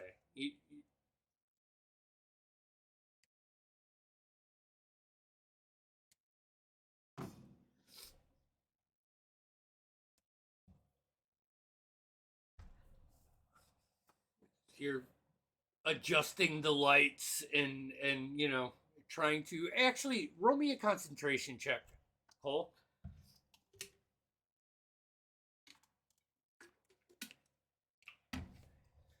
Woo! Fairwind, you better be ready. Yep.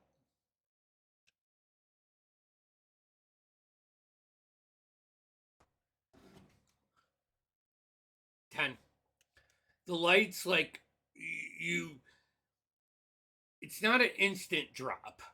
You can control your magic to make it look like it was meant to be. But Kaladin, you would see, where Cole is. He's been controlling your lights this whole night. Almost at the very end of your performance, you see Cole's head like switch to the right hand side, and you know by that, and then all of a sudden, all of the torches, they've been so colorful and dancing and with oops, engaged with the crowd. All of a sudden, they just flicker back to their yellowish orange, you know, standard torches. And Cole, I'm not going to make it waste action to maintain it, but I'm saying for a brief second in this action, everything kind of returns to normal, and you guys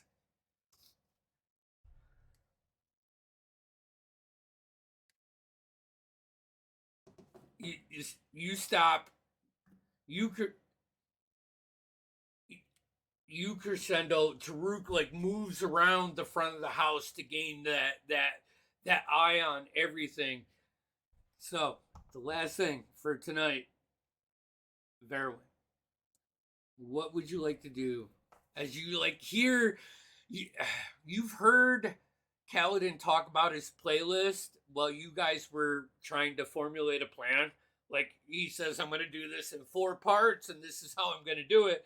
You recognize the volume and tempo and gain that this is your last chance. What else would you like to do while you are in this room?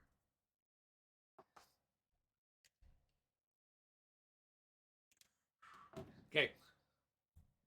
Go. It kind of like a hope chest at the foot of the bed. The chest is not glowing itself. There is that light blue, you know, kind of light coming through the seams. You know, nope, there is no lock and clasp. This is just like a hope chest, right? Just the top set down.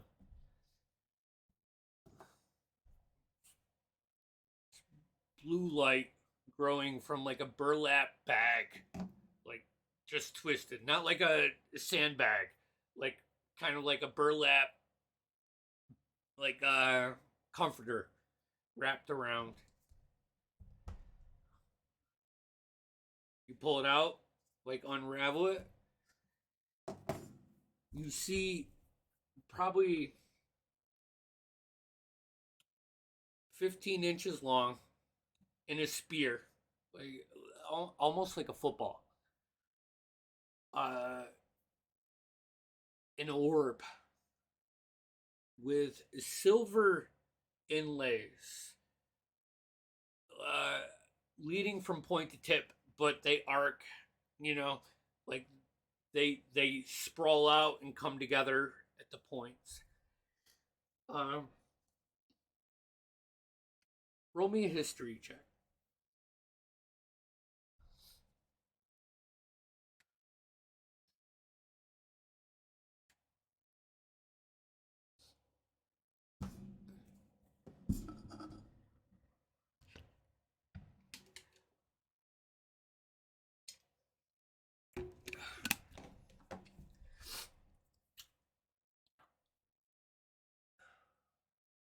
Fuck.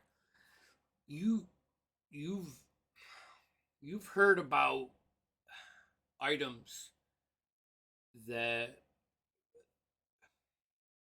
bend planes.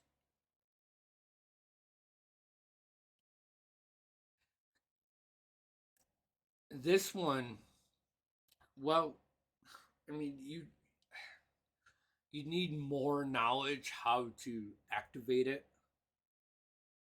and or use it. Something about this specific item reminds you of a forgotten city locked away on the ethereal plane.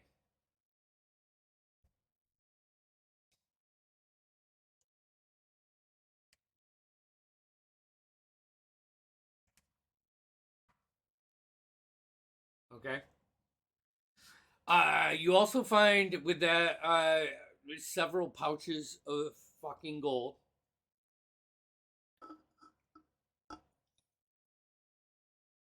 Oh, hundreds, probably a couple hundred.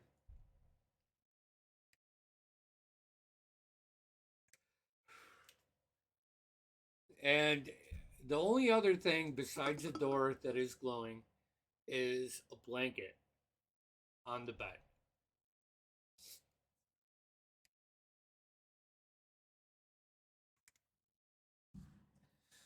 Okay. Is there anything else?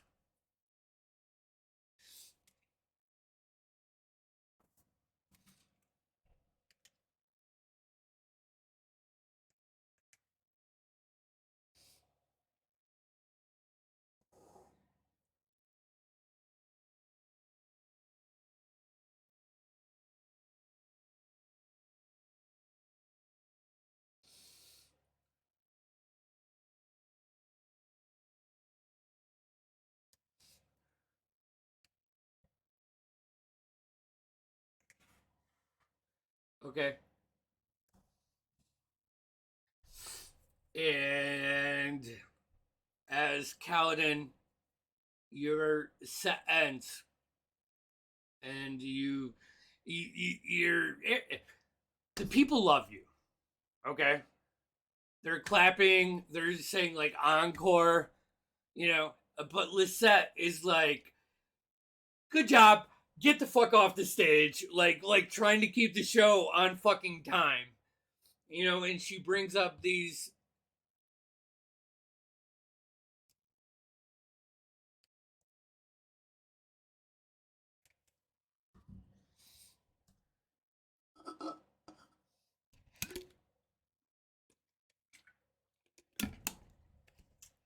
Yep, you got 22 words, I think 25 or 22.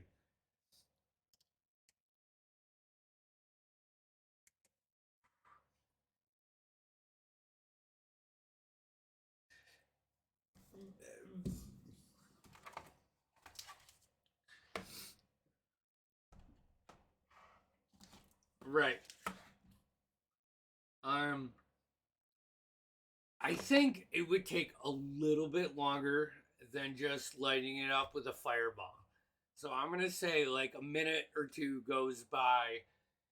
Lisette stands on the stage as the next performers are getting ready. You know, yeah.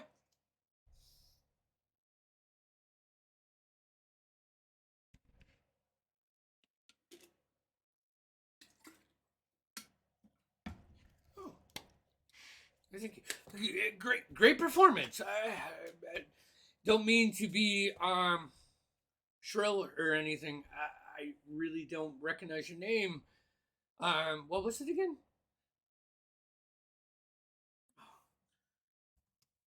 Well, maybe maybe we can hook up on some future shows. And you one of the women is talking to you, the other two are giving you total Cole vibes. Like, you know, and as they start to warm up, Lisette introduces Dagalt Neverember.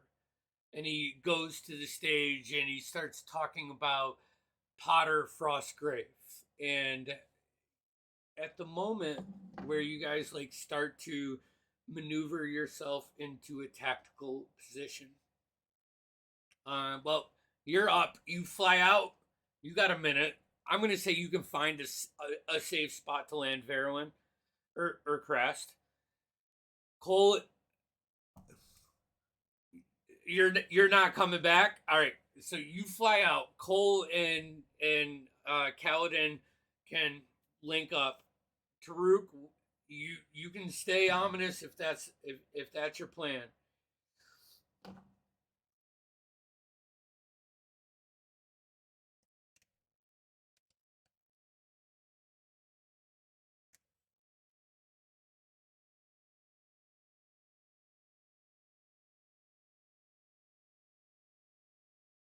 I'm gonna say that what happens is as you guys are like starting to exit, and Potter takes the stage, or not Potter, but Lord Neverember takes the stage. She's a very charismatic leader, and he like shouts out Kaladin, you know, and as you're walking away, you kind of have to like turn around and like stick your banjo up and you know fist to the air and you know bow, and the crowd cheers, and he starts introducing the nobles after that. And he starts talking about Moed and Elith Balatrana from Waterdeep, the Griffin Riders, and he goes into Lady Adora, Macias, and Bastista. Thank you for the L tonight. And as you guys start to like turn around and exit the property, like as you're going towards the portal, in front of you appears older gentleman dressed in like off-white robes, like 40 shades of fucking off-white. Long white beard, hair, long but kept. Everything about him is extremely professional. And before we cut scene, you hear Lord Neverember say, I see Lord Trayvon Elegar has decided to join this festivities tonight. Everybody give it up for the leader of the commerce of the member of the Lord's Alliance. And people just start cheering with those thoughts. Farrowin?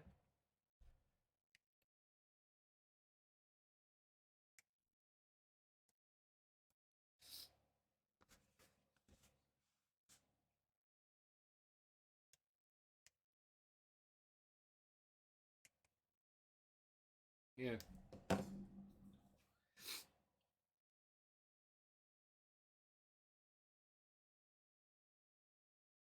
Are you guys exiting the premises? Are you like going towards the portal that takes you down to the sea level? Is that what you're doing?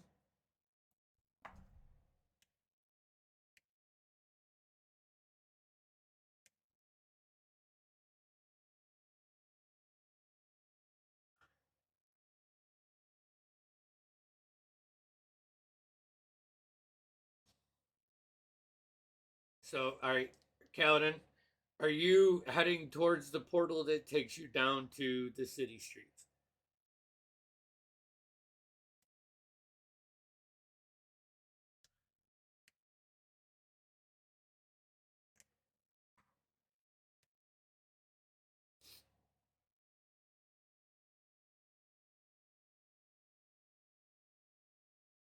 Taruk, you're back.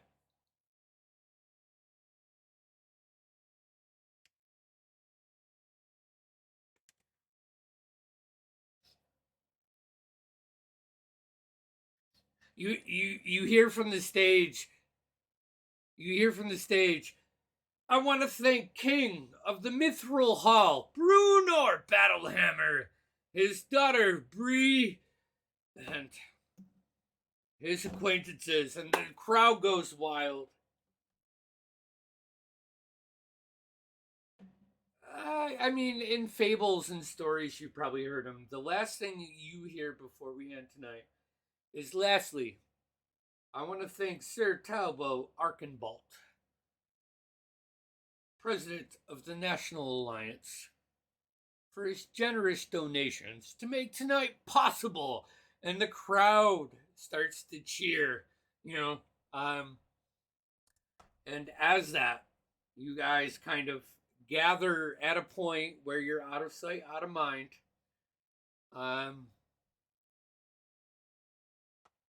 And we're going to end tonight's session. I'm sorry for going late, guys. I know it's a Tuesday and it's fucking midnight, so I wanted to get into that. So, yeah, check us out. We're at Dorithian Divide Saturday, and next Tuesday we are off. So, I will check you out. Like, there you go. There you go. Peace out, guys.